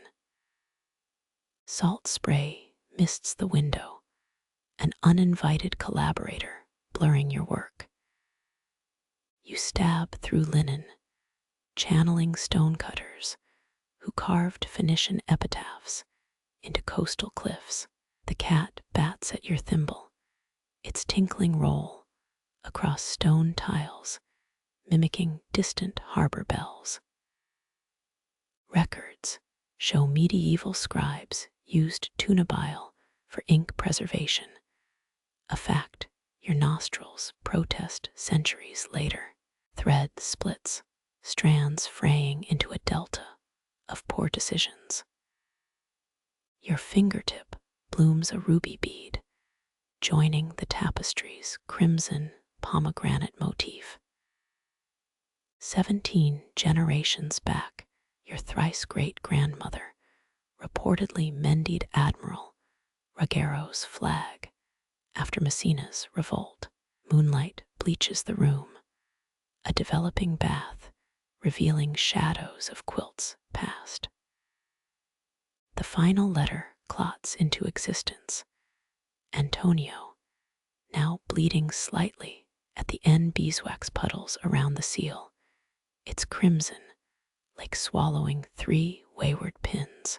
Fishermen once believed naming a ship too boldly cursed its voyages. Your embroidery scissors hesitate at the thread. Dawn's first rays pry through shutters, exposing every wobbled stitch. You press the cooling seal, its falcon squinting at the sun like a hungover monarch. The tapestry ripples, a sudden breeze mistaking it for sails ready to crest the windowsill. Somewhere an octopus inks its escape from a grocer's tank, its legacy already drying on your skin. The clock's pendulum freezes mid-swing, its brass heart refusing another beat. Your needle pulls a loop taut, thread straining like a breath held too long. 17th century Sicilian tower clocks often stopped during revolts, sabotaged to disorient Spanish garrisons. A faint whir escapes the mechanism, gears grinding like teeth in a clenched jaw. You imagine tiny rebellionists inside, pikemen made of rust, storming the mainspring's castle. Wax hardens around your falcon seal, its wings now flecked with cat hair. The tapestry lies heavy stitched waves, still rippling from that phantom breeze. Medieval tailors swore sewing during a waning moon caused seams to unravel prematurely. Your scissors glint, blunted from years of trimming threads and opening biscuit tins. 1 stitch left. The needle hesitates, poised to puncture the N in Antonio again. Historians still argue whether Messina's 1674 uprising delayed the island's first public clock by 3 decades. Your thimble taps the linen, Morse coding regrets into the fabric. Outside, a donkey brays its opinion on punctuality. The room tilts, or maybe you've been crouching too long. Cardamom-scented wax smoke curls around the stalled clock face 8. 47 becomes permanent. You press a palm against cold tile, grounding yourself in a world where minutes still flow. 18th century nuns allegedly wound stopped clocks with their hairpins, a fact your own updo volunteers to test. Thread snaps, the final loop escaping into the air like a liberated mayfly. Dawnlight exposes your tapestry's imperfections, crooked stars, tides stitched backward. No matter. Fishermen mended nets with shakier hands after night-long squalls.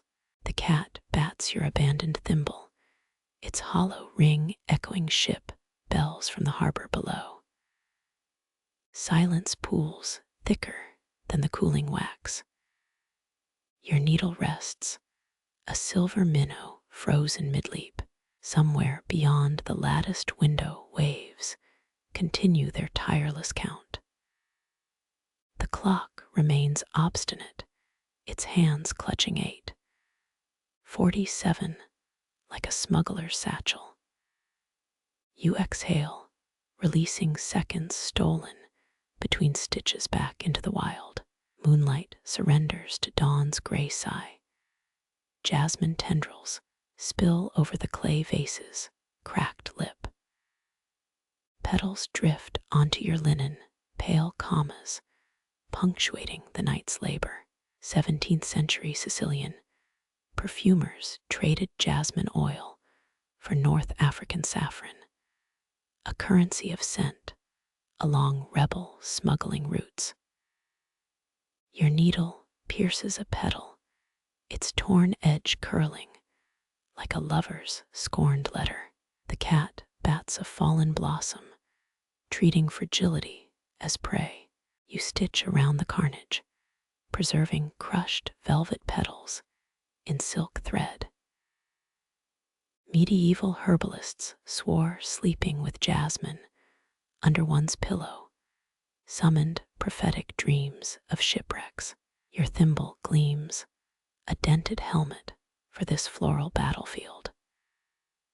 3 stitches cinch a stamen golden twist against ivory cloth. Historians still argue whether Messina's revolutionaries used jasmine patterns to encode secret meeting points. A petal clings to your wrist, pulse visible through its translucent flesh. You resist the urge to brush it off, this transient collaborator.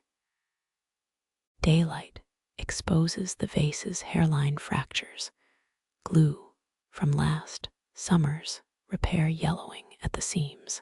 Your grandmother once stored cinnamon sticks in this jar. Their phantom spice lingers beneath jasmine's assault. 18th century nuns allegedly smuggled relic dust in similar vessels, holy grit trapped between clay and glaze. The embroidery hoop creaks your stitches tight like dock ropes, bracing a storm. A petal tears mid-stitch, its halves flutter apart like broken treaty papers. You work the damage into the pattern, a scarred blossom among perfect ones. Somewhere beyond the shuttered window, fishermen mend nets with identical precision. Needle pricks your fingertip, a crimson bead swells beside jasmine's pallor. The cat freezes, scenting iron in the floral haze. Renaissance dyers used crushed petals to mimic bloodstains on ceremonial shrouds. a morbid flourish for grieving widows. You suck the wound, salt cutting through jasmine's cloying perfume.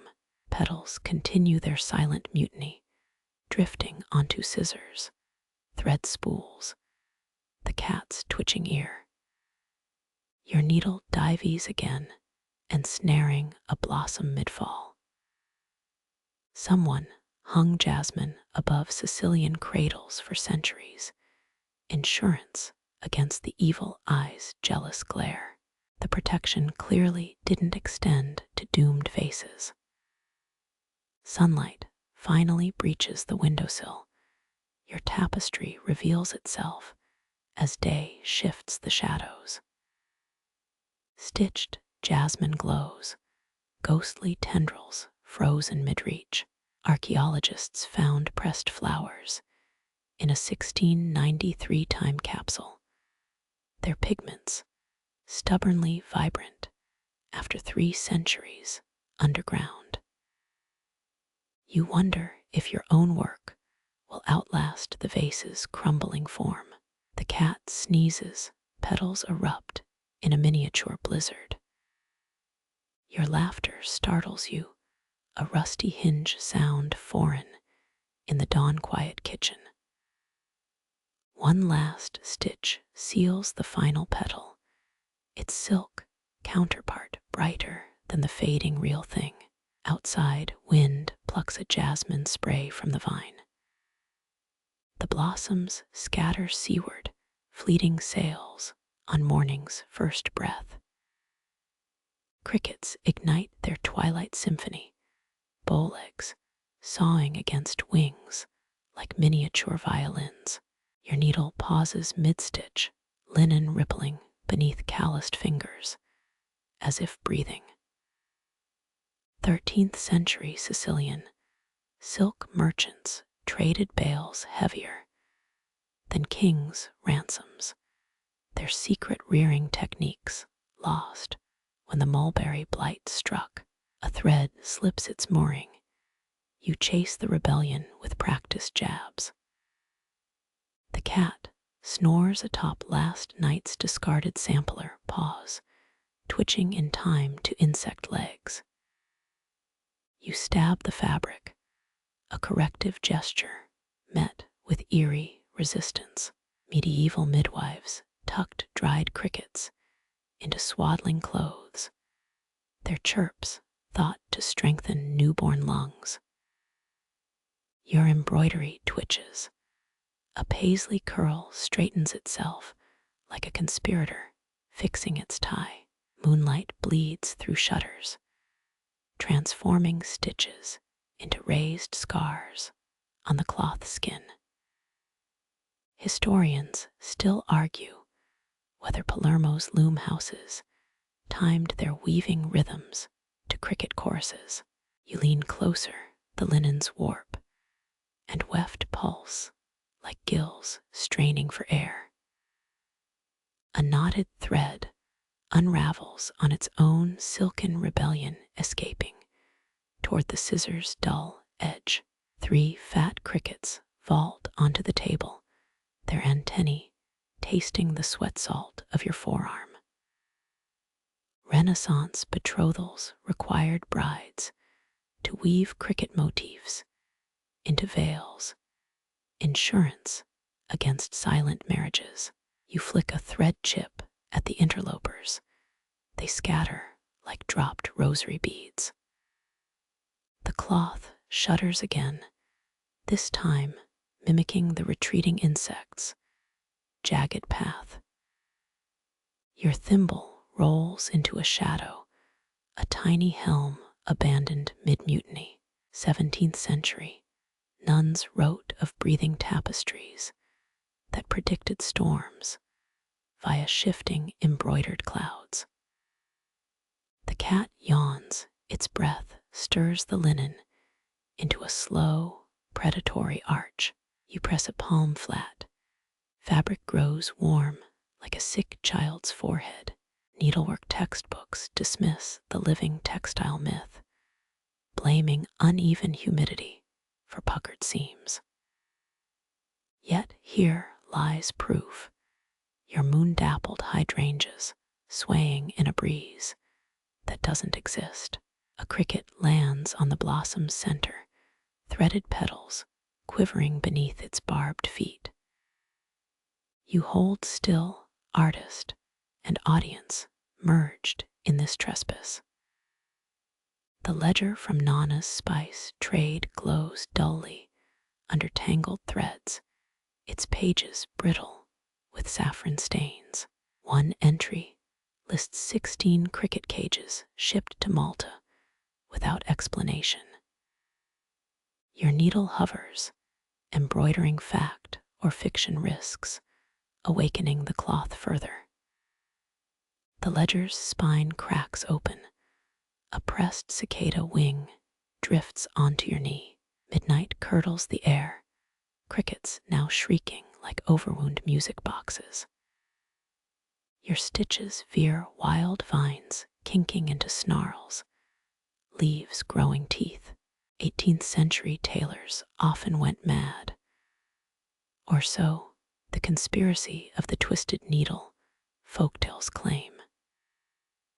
The fabric billows upward, a ghostly sail, catching an invisible current.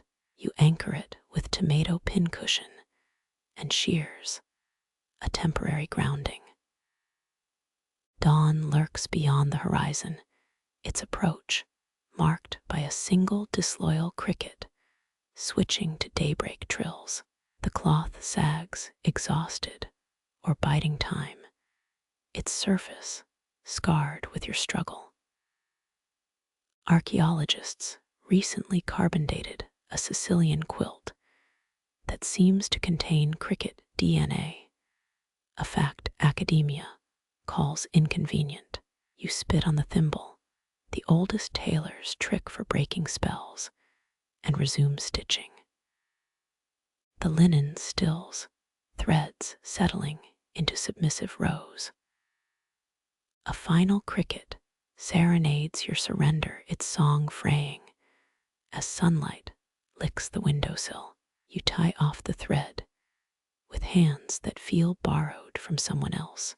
Outside, the vine's shadow stretches across the yard like a tapestry, unfurling toward the sea. The kettle's scream shreds the dawn quiet, a shrill cousin to last night's crickets. You lift it as chamomile steam ribbons upward, curling into the exact shape of your abandoned embroidery thread. 14th century nuns brewed this same infusion to stain parchment, their inky recipes still clinging to monastery walls. A leaf fragment floats, its frayed edges mapping some tiny drowned continent. Your sip scalds the heat spreading through your ribs like a reverse stitch. 300 years ago, Sicilian housewives buried kettles upside down during storms, believing steam could confuse thunder. The mug warps your reflection, a funhouse version of your sleep-starved face winking back. You trace its handle, glazed clay, still holding the potter's thumbprint. Chamomile pollen dusts the table golden specks, arranging themselves into stubborn constellations. Historians still argue whether herbal remedies actually cured anyone, or just gave the ill something warm to clutch. A breeze riffles the steam. Your mother's laugh lines materialize briefly in the vapors. You blow them apart, dissolving the past into bitter sips. The cat materializes, its tail smearing the pollen stars into nonsense. Your toes curl against chilled tiles, Moroccan patterns worn smooth by 3 generations of midnight wanderers. Renaissance apothecaries advertised chamomile as moonleaf, guaranteed to prevent baldness and attract spectral brides. You scratch your scalp, vigilant against phantom matrimony, while the cat licks abandoned droplets. Sugar crystals collapse in the bottom, their fractal caves flooding with amber liquid. A toast ant patrols the rim, its antennae twitching at this sudden lake. You recall the English tea-drinking craze that hit Palermo in 1783. Aristocrats sipping imported Darjeeling while volcanoes rumbled. The ant falls in its frantic doggy paddle, warping the reflected window light. Your left pinky remembers the needle's last jab, a dull ache throbbing in time with the cooling brew. Someone, maybe Uncle Enzo, once swore chamomile could dye sheep's wool if boiled with iron nails. The ceramic leaches warmth into your palms, a comfort centuries of insomniacs have willingly burned their tongues for. Steam fogs your grandmother's wedding portrait, her eyes dissolving into a mist monster before clearing. Archaeology journals mention chamomile pollen, found in Crusader-era bandages. Medieval medics stuffing wounds with flowers and hope. You pluck a bloated petal from your tongue, its veins branching like custody maps of a broken family. The kettle exhales a final sigh, its metallic lungs collapsing with a tinny wheeze. Your empty mug holds the ghost of a reflection now, blurred features smudged by countless washings. Baroque poets compared tea drinking to swallowing sonnets, their similes as oversteeped as third-use leaves. The cat bats the stray sugar spoon, its clatter echoing every lonely midnight meal you've ever eaten. Dawn completes its invasion, sunlight pickpocketing shadows from the corners one by one. You press the mug's warmth to your sternum, a stone from some future ruin already cooling. Your needle pricks linen, its rhythm synced to the table's heartbeat. Decades of elbows have polished its oak surface, a topography of wine stains and knife scars mapping forgotten meals. 17th century Sicilian carpenters soaked wood in seawater for months, swelling the grain to repel termites and time. You press your palm where great Aunt Lucia once kneaded dough, her arthritis grooves still warming the wood. The cat leaps up, its tail erasing 9 generations of fingerprints. Moonlight reveals initials carved beneath the table's edge. AG 1892, though nobody remembers whose. Historians still argue whether peasant families used furniture markings for lineage or hidden flirtations. You trace the letters, your thimble clicking against phantom giggles trapped in the grain. A splinter bites, your blood blooming where Nonna's ragu once splattered.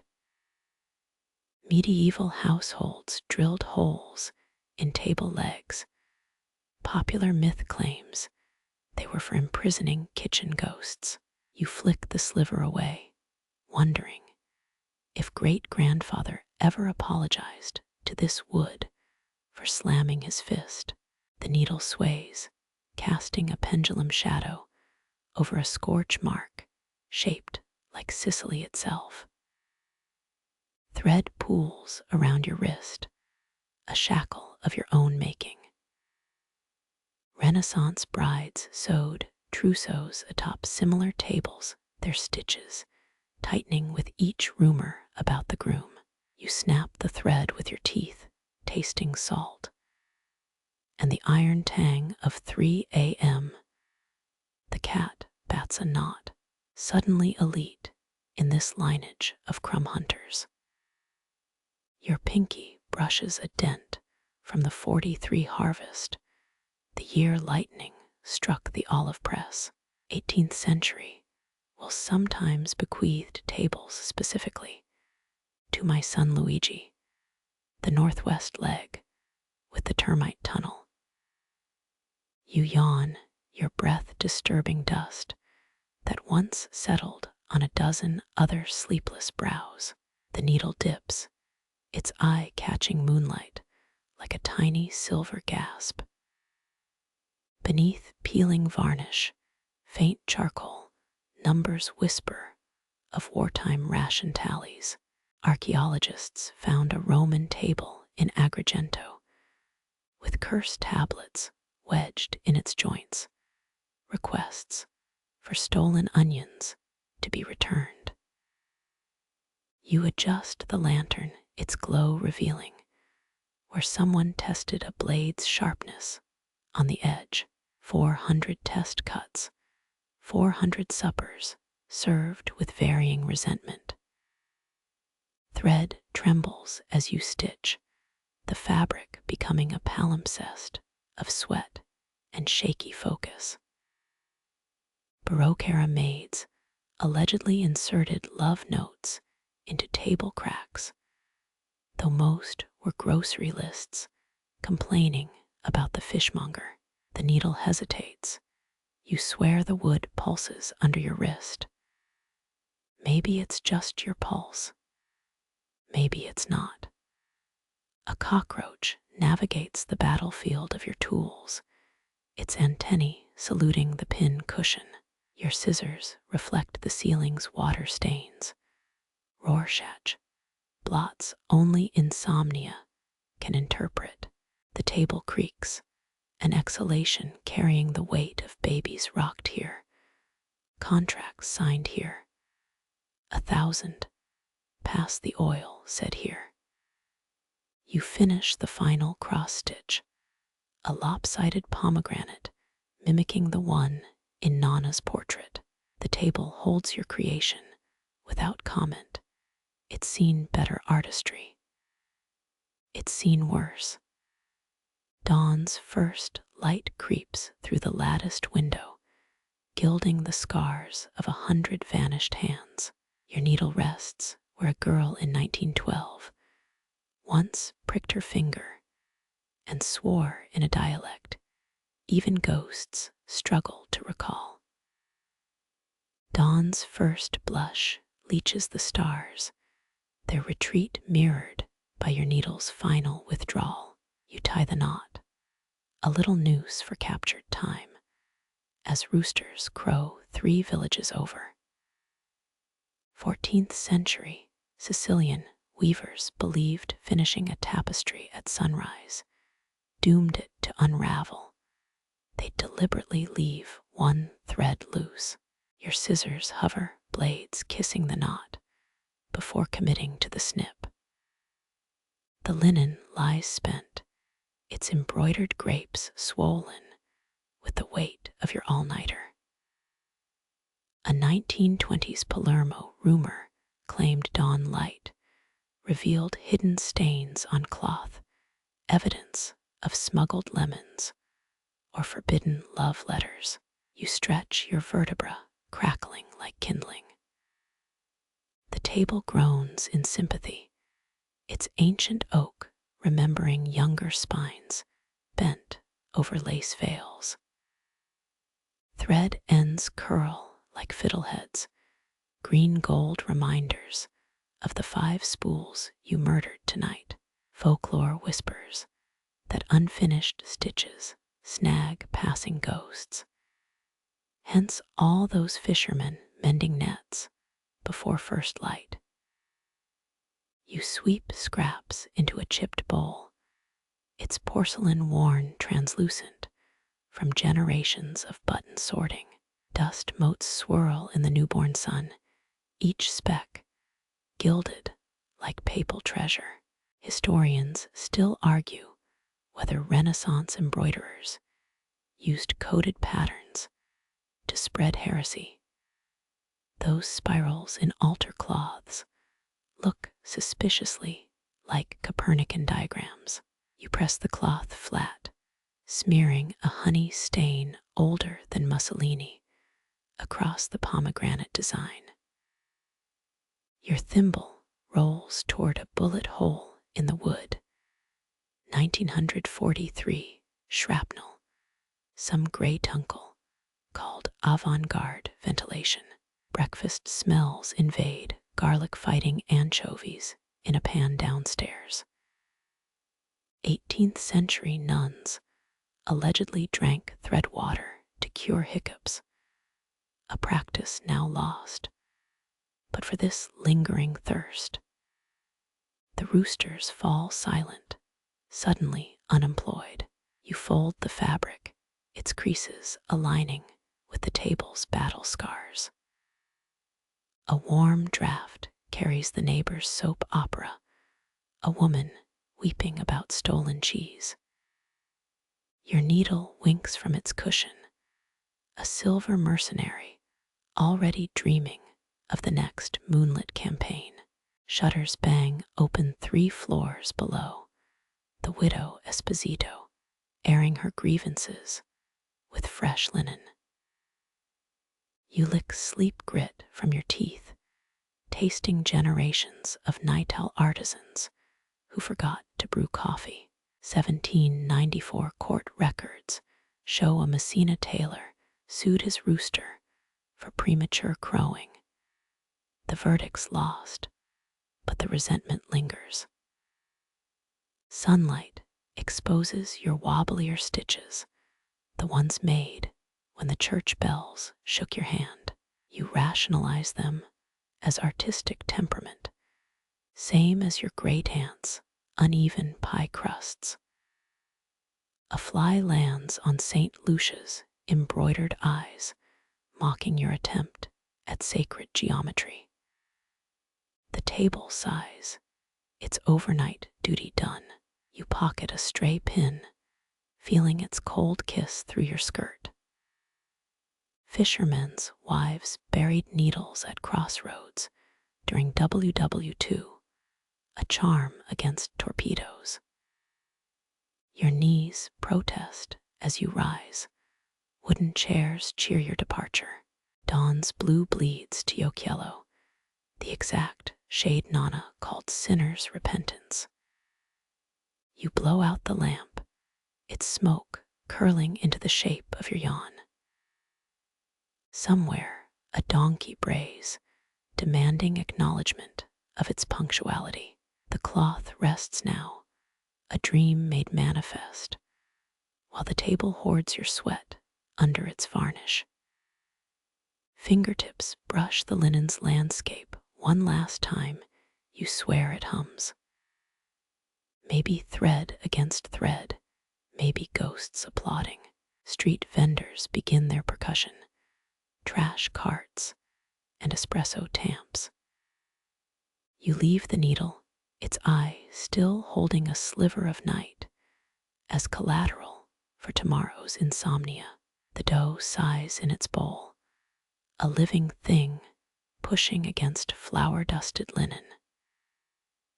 You press 2 fingers into its warmth, springing back like a kitten's belly. Sicily's bakers once guarded sourdough starters like state secrets. Some strains allegedly smuggled from Constantinople in hollowed bread loaves. Yeast blooms across the surface, craters forming a topography of patience. Your needle rests nearby, silver mirroring the stainless steel bowl. Lemon light stripes the counter as you fold the dough, knuckles dragging through elastic resistance. An 1890s midwife's journal claims pregnant women placed bread loaves on their bellies to predict gender, cracked crusts for boys, smooth ones for girls. You wonder what your lumpy creation would have prophesied probably twins with attachment issues.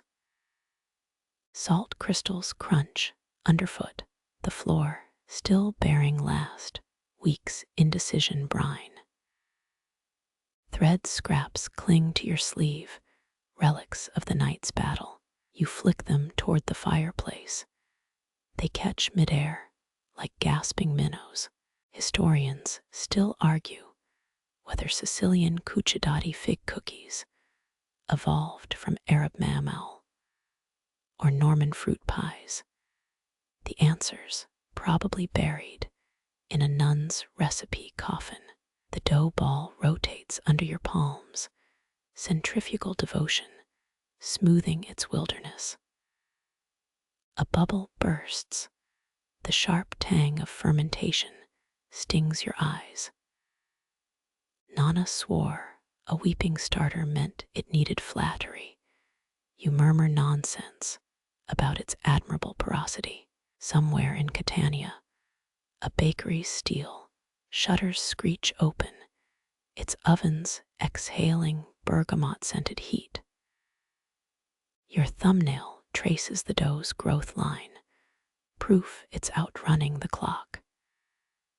The needle glints accusatory from its linen nest. You ignore it, kneading harder, the counter rocking like a storm-tossed dinghy. 17th century bakers faced prison for selling undersized loaves. Hence, your obsessive measuring cups. Steam rises from the dough's flanks, your hands leaving valleys that refill like magic. Baker's marks press into the loaf's flank, your initials overlapping Nonna's ghostly C. He lost 3 fingers to a WW2 landmine, still shaped better bread than any 10-digit rival.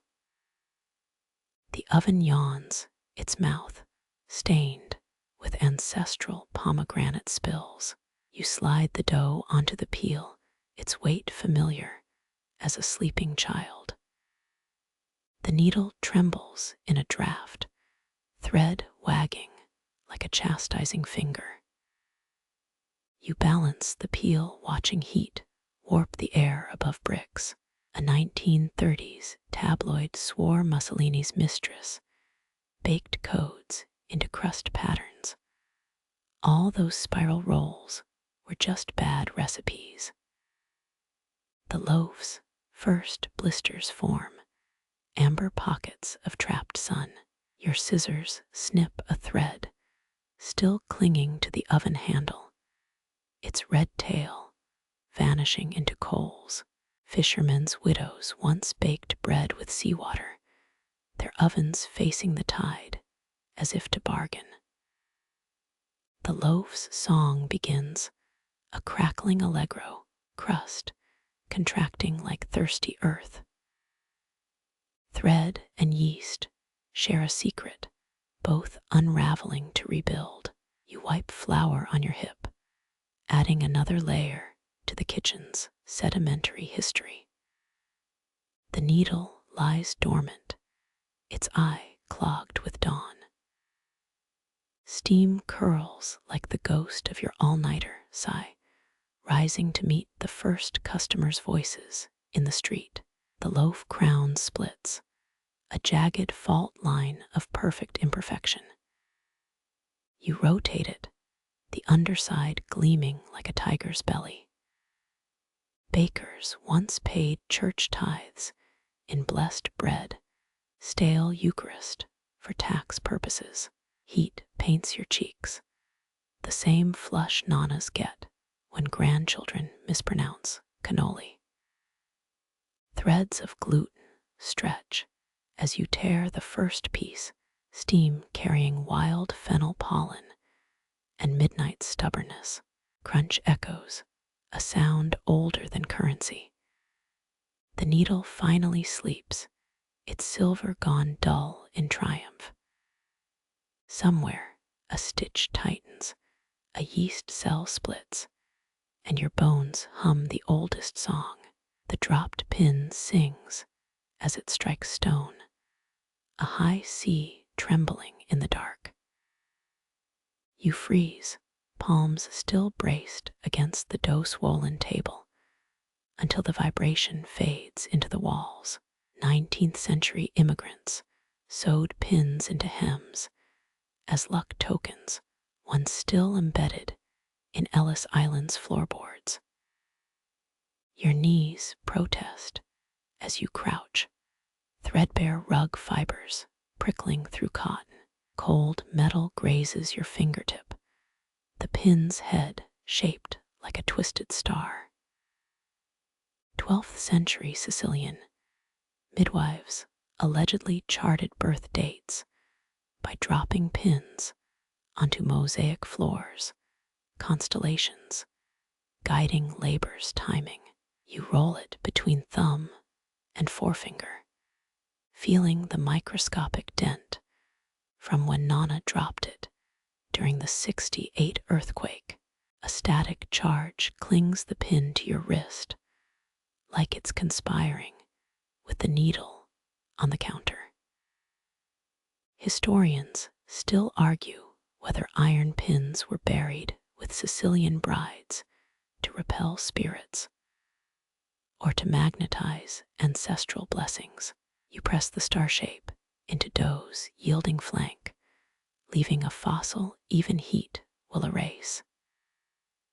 The pin warms in your fist, metal remembering its ore-blooded origins. 3 generations back, a great uncle smuggled contraband, saffron, in hollowed-out pincushions. Your knuckle brushes the table's edge, same spot where Nonna once mended fishing nets, with steel salvaged from a Messina shipwreck. Moonlight stripes the pin as you slide it back into the yellowed soap dish, Nonna's rust prevention trick. You inhale bergamot and lard, scents older than the Italian Republic. Somewhere beneath your feet, ancient cobblestones hold 1,000,000 lost pins, each a silenced tuning fork. Dawn's first glow pales the windows. The pin sleeps again, its brief rebellion folded into the kitchen's endless score. The hearth's last coals gasp, amber light licking warp threads stretched across your lap. Shadows colonize the ceiling beams, black vines choking rafters. You pluck a silver filament from the dying fire, its glow captured midair, like lightning in a bottle. 18th century Palermo, weavers spun silk, infused with crushed fireflies, their living gold, capes blinding nobility at midnight masses. Your thumb tests the thread, heat long faded, leaving only stubborn luminescence. Needle dips into the ember-bright strand, weaving a honeycomb of light across black linen. A 1932 textile catalog advertised mooncloth woven under lunar eclipses, guaranteed to repel Malaccio curses. The cat watches from the cheese cabinet, eyes reflecting your stitches like twin lighthouses. Historians still argue whether Sicilian widows, famed mourning shawls, absorbed grief or broadcast it to the afterlife. You pull the needle taut, thread squeaking like a mouse in a terrier's jaws. Shadows recoil from your growing lattice, a cobweb of stolen firelight. Nonna once swore spinning clockwise at midnight could darn holes in the soul. Your pinky brushes the furnace-warm loom, waits, their clay still stamped with Carthaginian numerals. 2 centuries back, a Messina convent hid rebel messages in embroidery knots, needlework as encryption. The thread resists kinking like a disgruntled serpent before surrendering to the pattern. Outlines emerge in the glow, a shepherd's crook, 3 crows, waves swallowing a crescent moon. Archaeologists found 7th century bread baskets lined with mysterious stitch marks, recipes, or curses. You exhale breath sending ash motes waltzing through your luminous grid. Some claim Mount Etna's lava forged the first needles, volcanic glass stitching Earth's wounds. The fabric hums now, vibrating with captured heat like a snare drum's skin. Distant roosters miscount the hour, their cries fraying night's edge. You bite off the final thread, saliva quenching the fire fiber's last sizzle. The cloth floats downward, a fallen halo, its glow painting the tiles like watery sunlight. Shadows huddle in the corners, whispering. Floorboards creak approval as you slump into the spindleback chair. Somewhere beneath Sicilian soil, a Punic warship's tattered sail still hoards moonlight. Your eyelids droop. The Anti-Mafia Commission's 1987 report makes a passable pillow. The woven light pulses soft as a carotid artery, keeping watch until dawn. The photograph trembles in your grip, its sepia surface swimming like oil on broth. Nonna's lace collar floats forever crisp, defying both moths and Mussolini's fabric rationing. You trace the photo's serrated edge, its corners softened by decades of lemon oil and accidental tears. 17th century Sicilian. Widows wore black lace veils so dense. Historians joke they were weaving their own coffins. A thread from your sleeve catches the frame's gilding, spanning the gap between skin and silver nitrate. Moonlight bleeds through the latticed window, slicing the photo into geometric ghosts. Your thimble taps the table's oak grain, mimicking Nonna's habit of knocking twice to scare off the malacchio. During the Risorgimento, rebels stitched covert maps into altar cloths, needles, as weapons of cartography. The thread connecting you to the photo tightens, a puppet string pulled taut. You lean closer, her pupils resolved into pinpricks of pre-war celluloid. Palermo's archive once displayed a mourning veil, 12 meters long, woven by 14 generations of widows. Your needle hovers, hesitant, over the space between her neck and your trembling hand.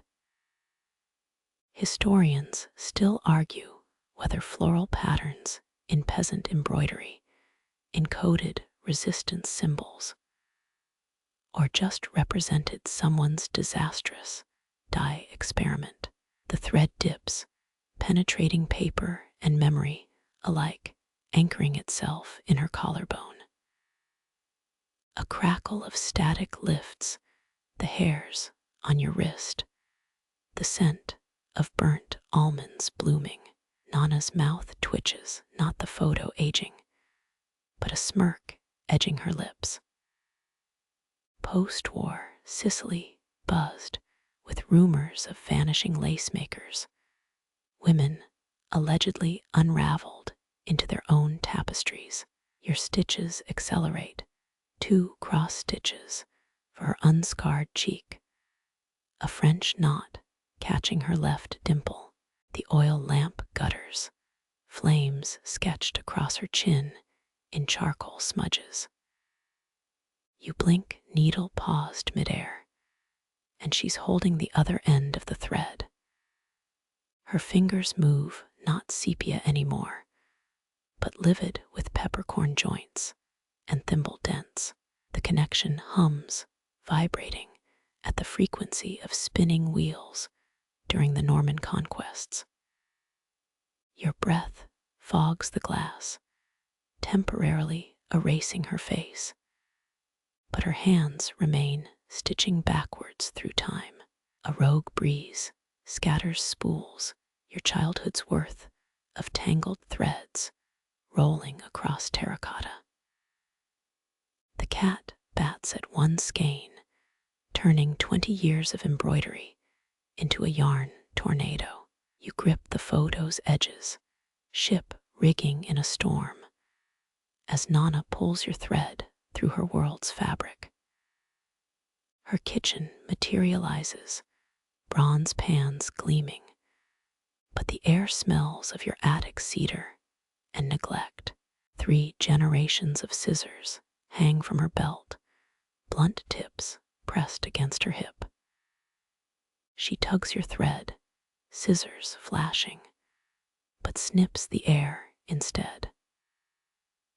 A 1923 etiquette manual forbade cutting embroidery threads after sunset, lest you sever a soul's lifeline.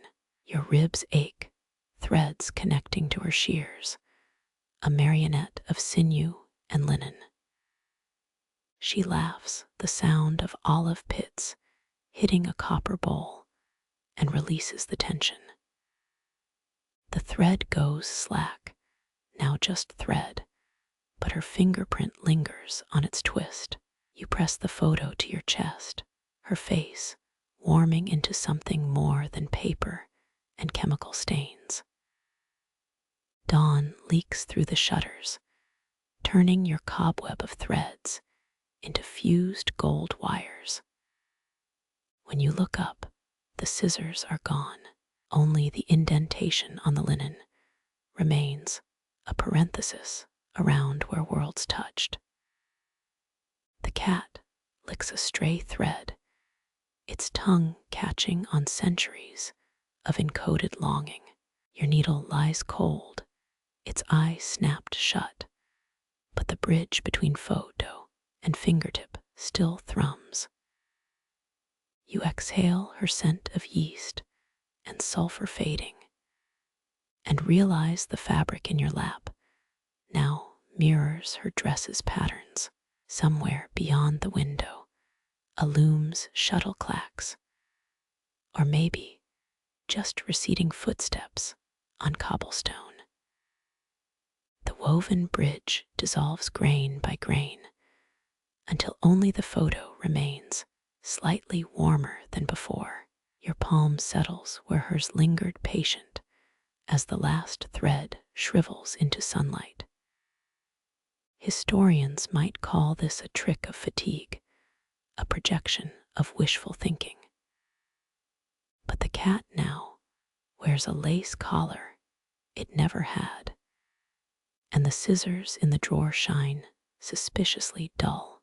A single knot rests on your tongue, sweet as stolen struffoli, when you finally whisper crazy.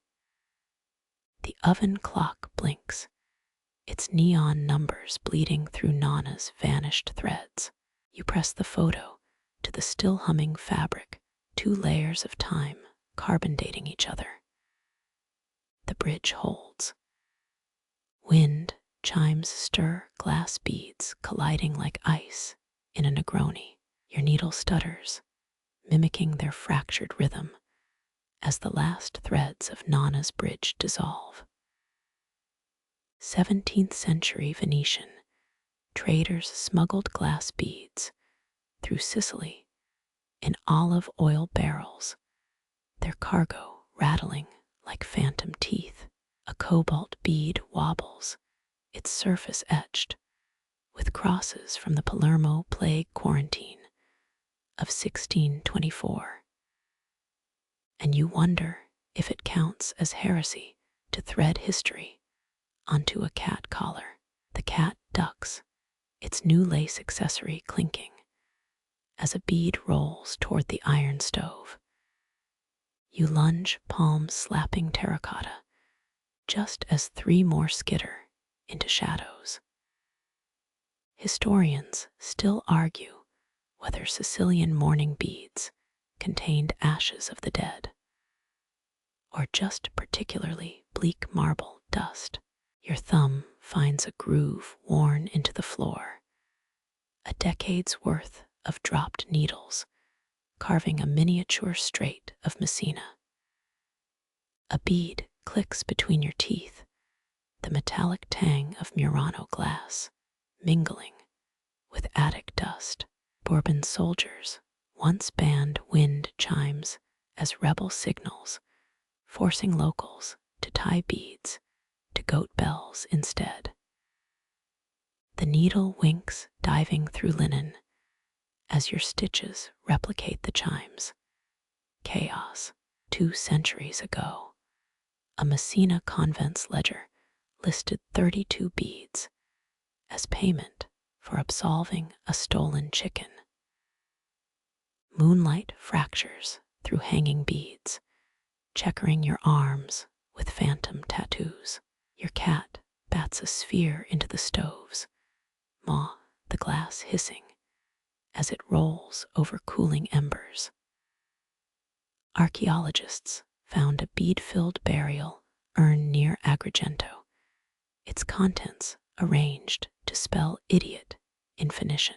You fish out the molten blob, still glowing like a tiny supernova, and plop it into the catsup bottle of sewing pins. The chimes crescendo, a rogue gust strumming them into discordant hymns.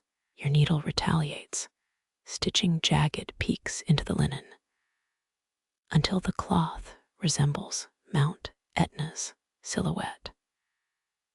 A bead escapes out the window, tumbling toward the citrus grove, and you briefly consider invoicing the wind. 19th century widows allegedly used bead curtains to trap suitors' promises, though records suggest they mostly snared moths and regret. Your thimble flicks a bead upward, a lunar arc ending in the cat's water dish. Palermo's Museo delle Illusioni displays a bead that refuses to break, despite 6 documented hammer strikes. The floating glass winks at you, a smug cyclops, as the cat laps around it. Your next stitch pierces the linen too hard thread, snapping with the finality of a guillotine blade. The chimes still. For 7 seconds, the exact span of Garibaldi's 1860 Catania speech, silence drapes the kitchen. Even the cat freezes, one paw hovering over the bead, now orbiting its bowl. You suck peppermint oil off a pricked finger, remembering Nonna's belief that sharp tastes woke up sluggish thread.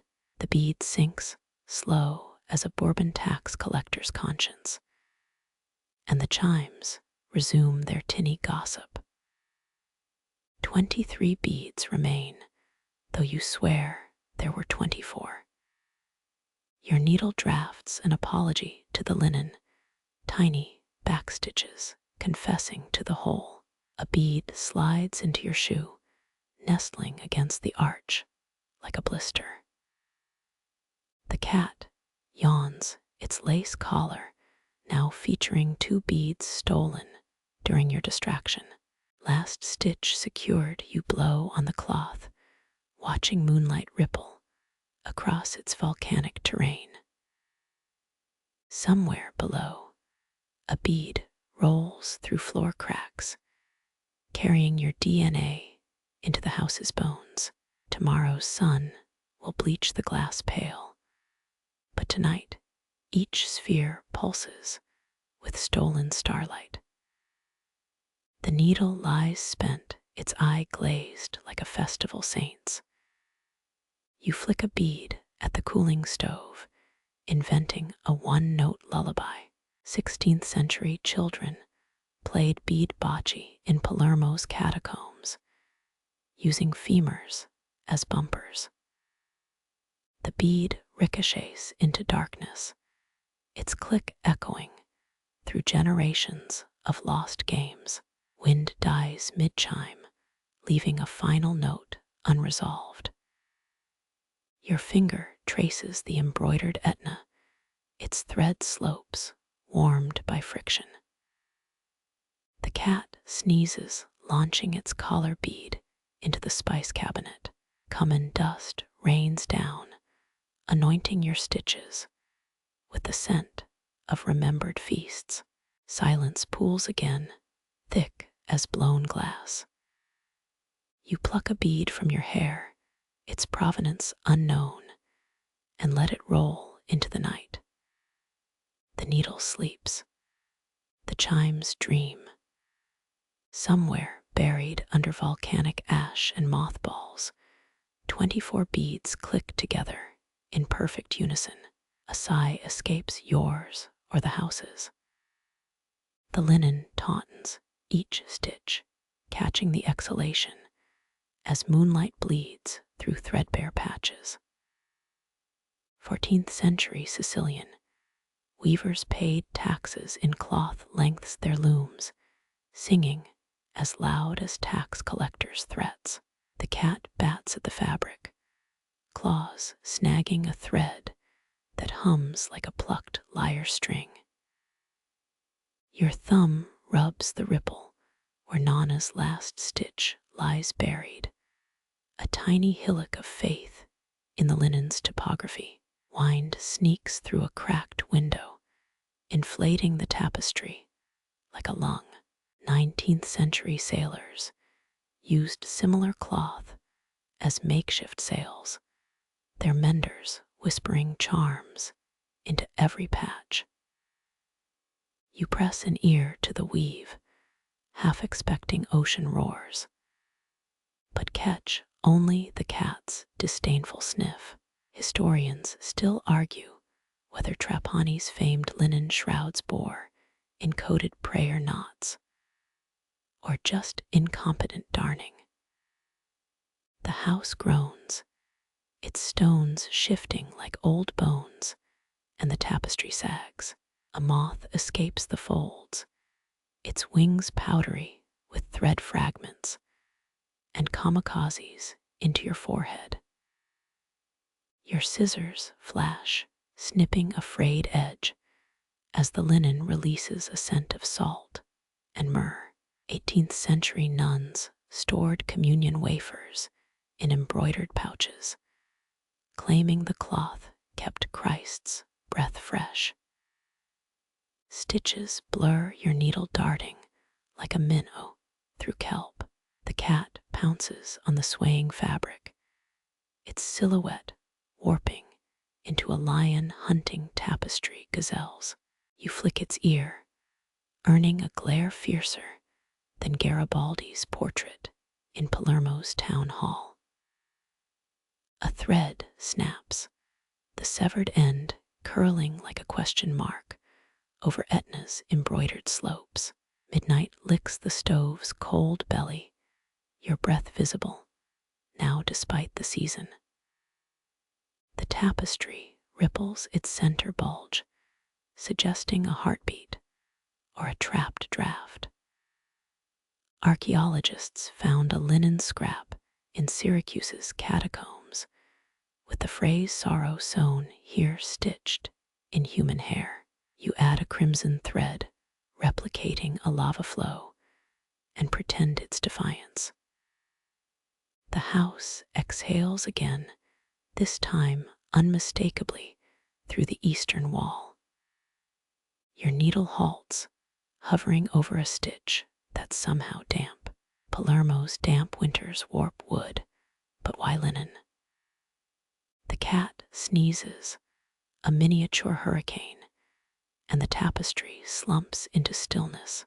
16th century herbalists prescribed linen soaked in horse saliva for melancholy of the uterus, a remedy you briefly consider.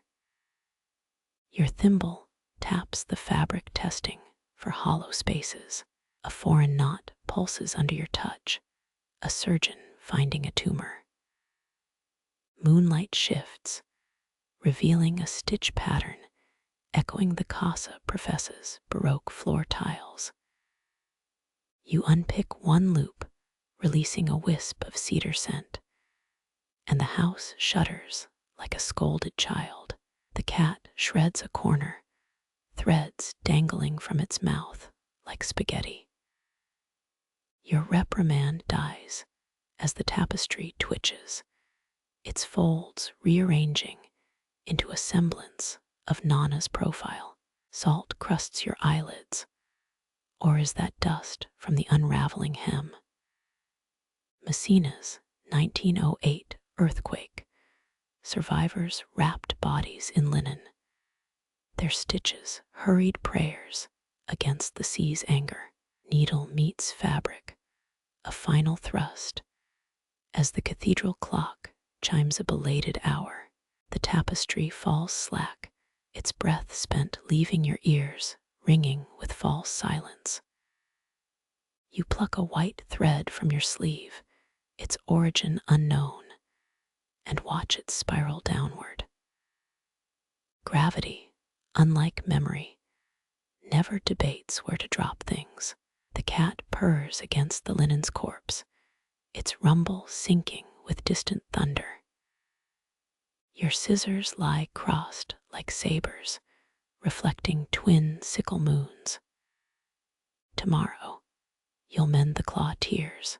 Tonight, the tapestry dreams itself into the house's exhalations, a lung stitched from dust and defiant thread. Wind nascosto, the Sicilians call it hidden breeze. It tugs your hair now, lifting the linen's edge in a spectral wave. Your needle sleeps mid-stitch, a soldier deserting post, as the final sigh pools in wine-dark shadows. Somewhere, beyond the latticed window, a shepherd's flute etches the night with sound. The tapestry stirs once more, a death rattle or greeting, before dissolving into ordinary cloth.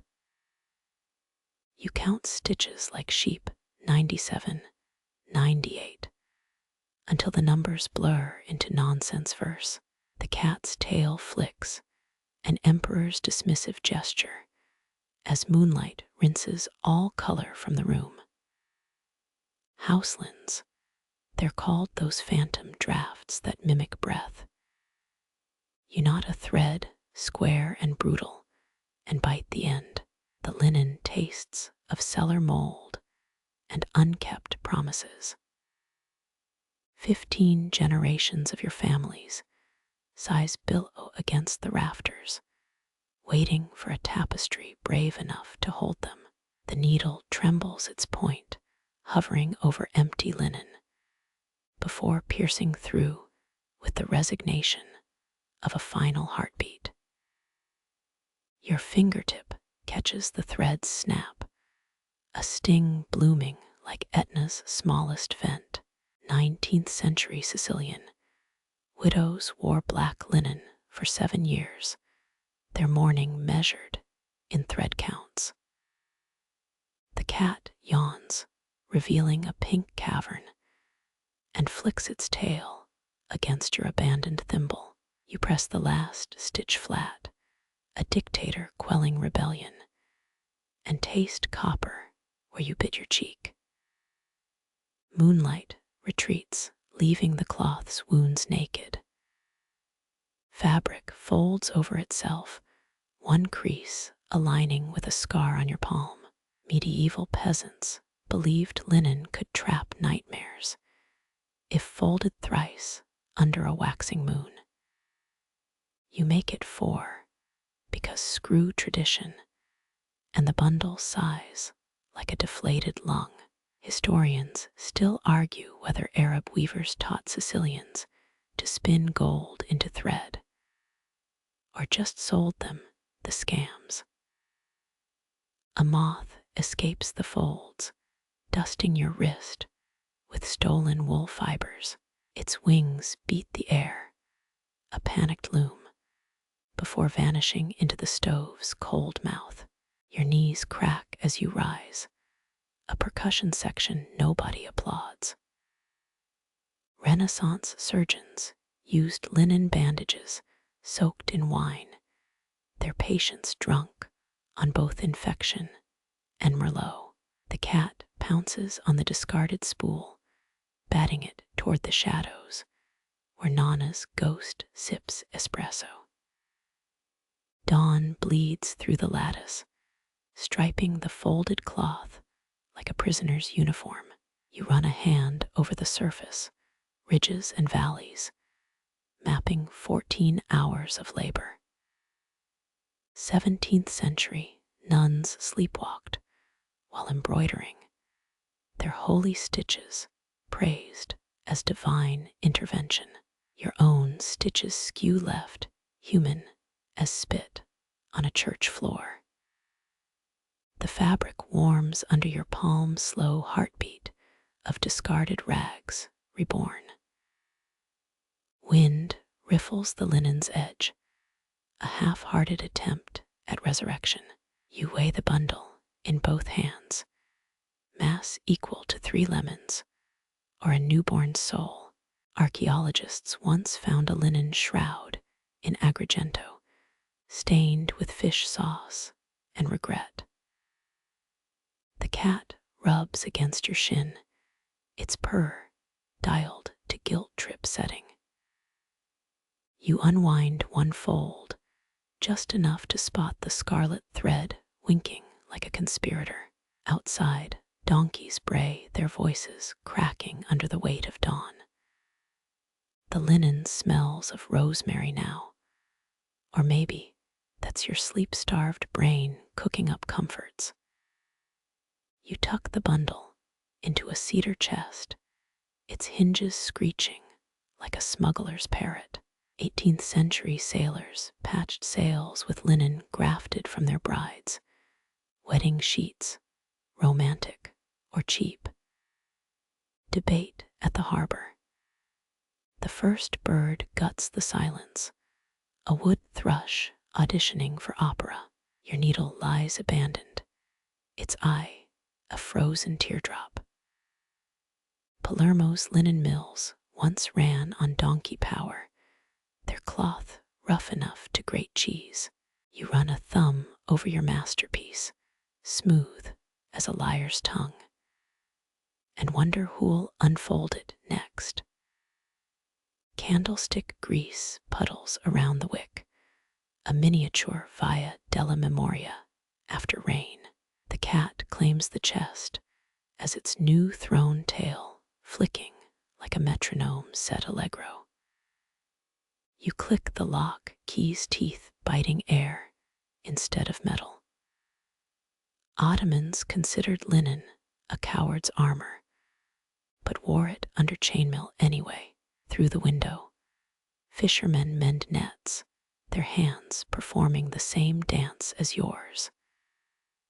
The linen whispers against cedar, something about motherhood or mildew. Your spine curves like a question mark over the chest, an archaeologist doubting their own ruin.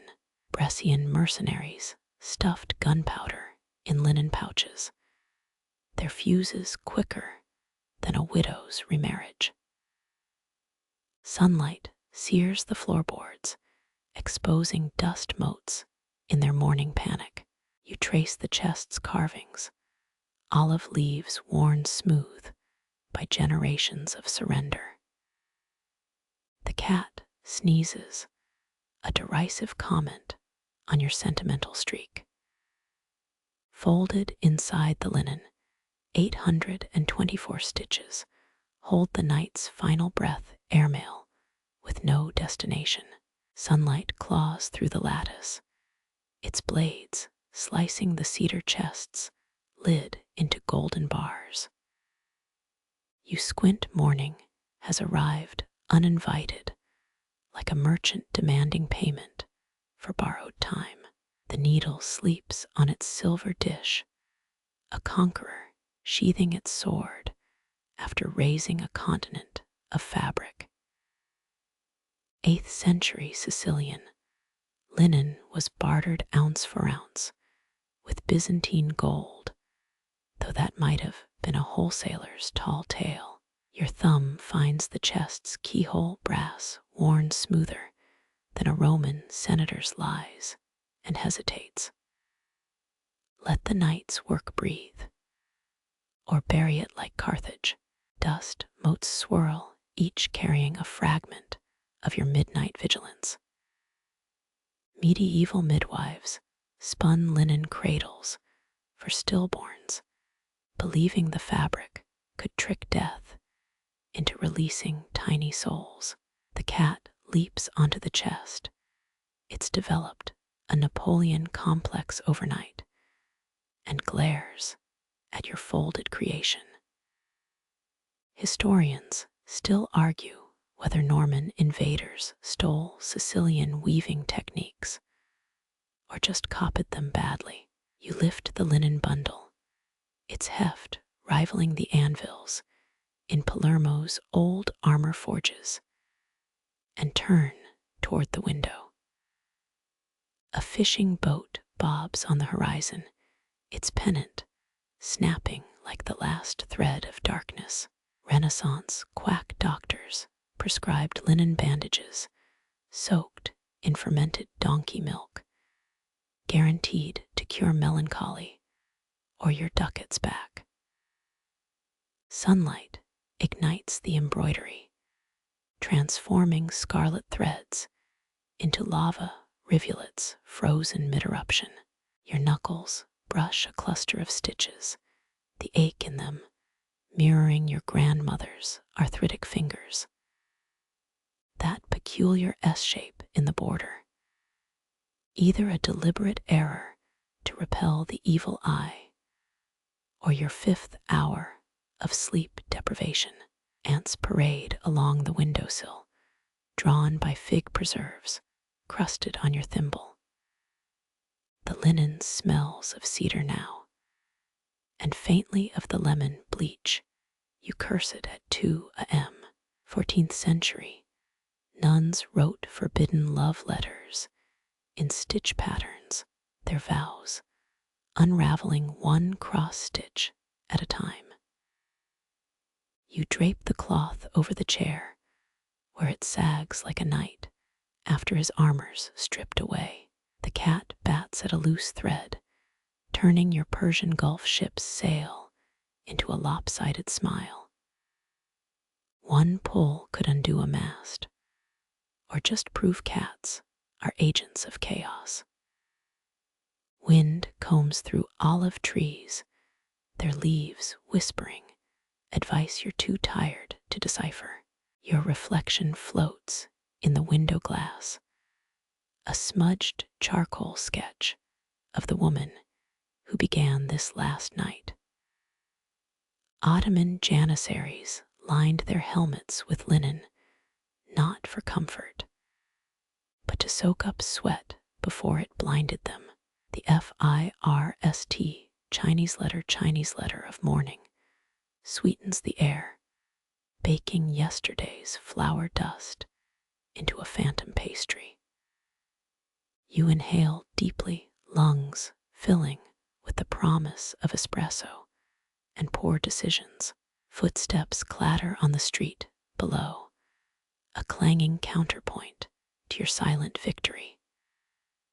Baroque composers compared linen weaving to counterpoint, both requiring disciplined threads. The comparison falls apart after 3 glasses of Nero d'Avola. You flatten a stubborn crease, the fabric fights back like a feral cat, and finally relents. 824 stitches, each a bridge between midnight and dawn, hold their breath. Dust settles on the needle's silver curve, a moth's worth of tarnish by sundown. Your spine protests as you stretch, vertebrae popping like Vesuvian gas bubbles. Locrian tomb paintings show weavers dancing with their looms, though those archaeologists were probably just wine drunk. The linen ripples under an errant breeze, suddenly alive, and for a heartbeat, you see sails billowing toward Carthage. Then it stills, docile as milk, and the moment dissolves like sugar in warm water. A fly lands on the embroidered pomegranate, claiming its center as an empire. You flick it away. Why? O-U-R, Chinese letter, moving faster than Garibaldi's fleet, and grin at the rebellion. Doesn't matter if the stitches blur by noon, or if historians will care about your choice of indigo. What lingers is the weight of the thing in your hands, the sweat and moonlight pressed into warp and weft. Outside, laundry snaps on lines, white flags of domestic surrender. Your needle winks from its dish, already plotting tomorrow's campaign. The cat sneezes on your masterpiece, anointing it with dubious holiness, and zooms under the table. Phoenician traders packed dried figs in linen to survive storms, or so the harbor tailies go.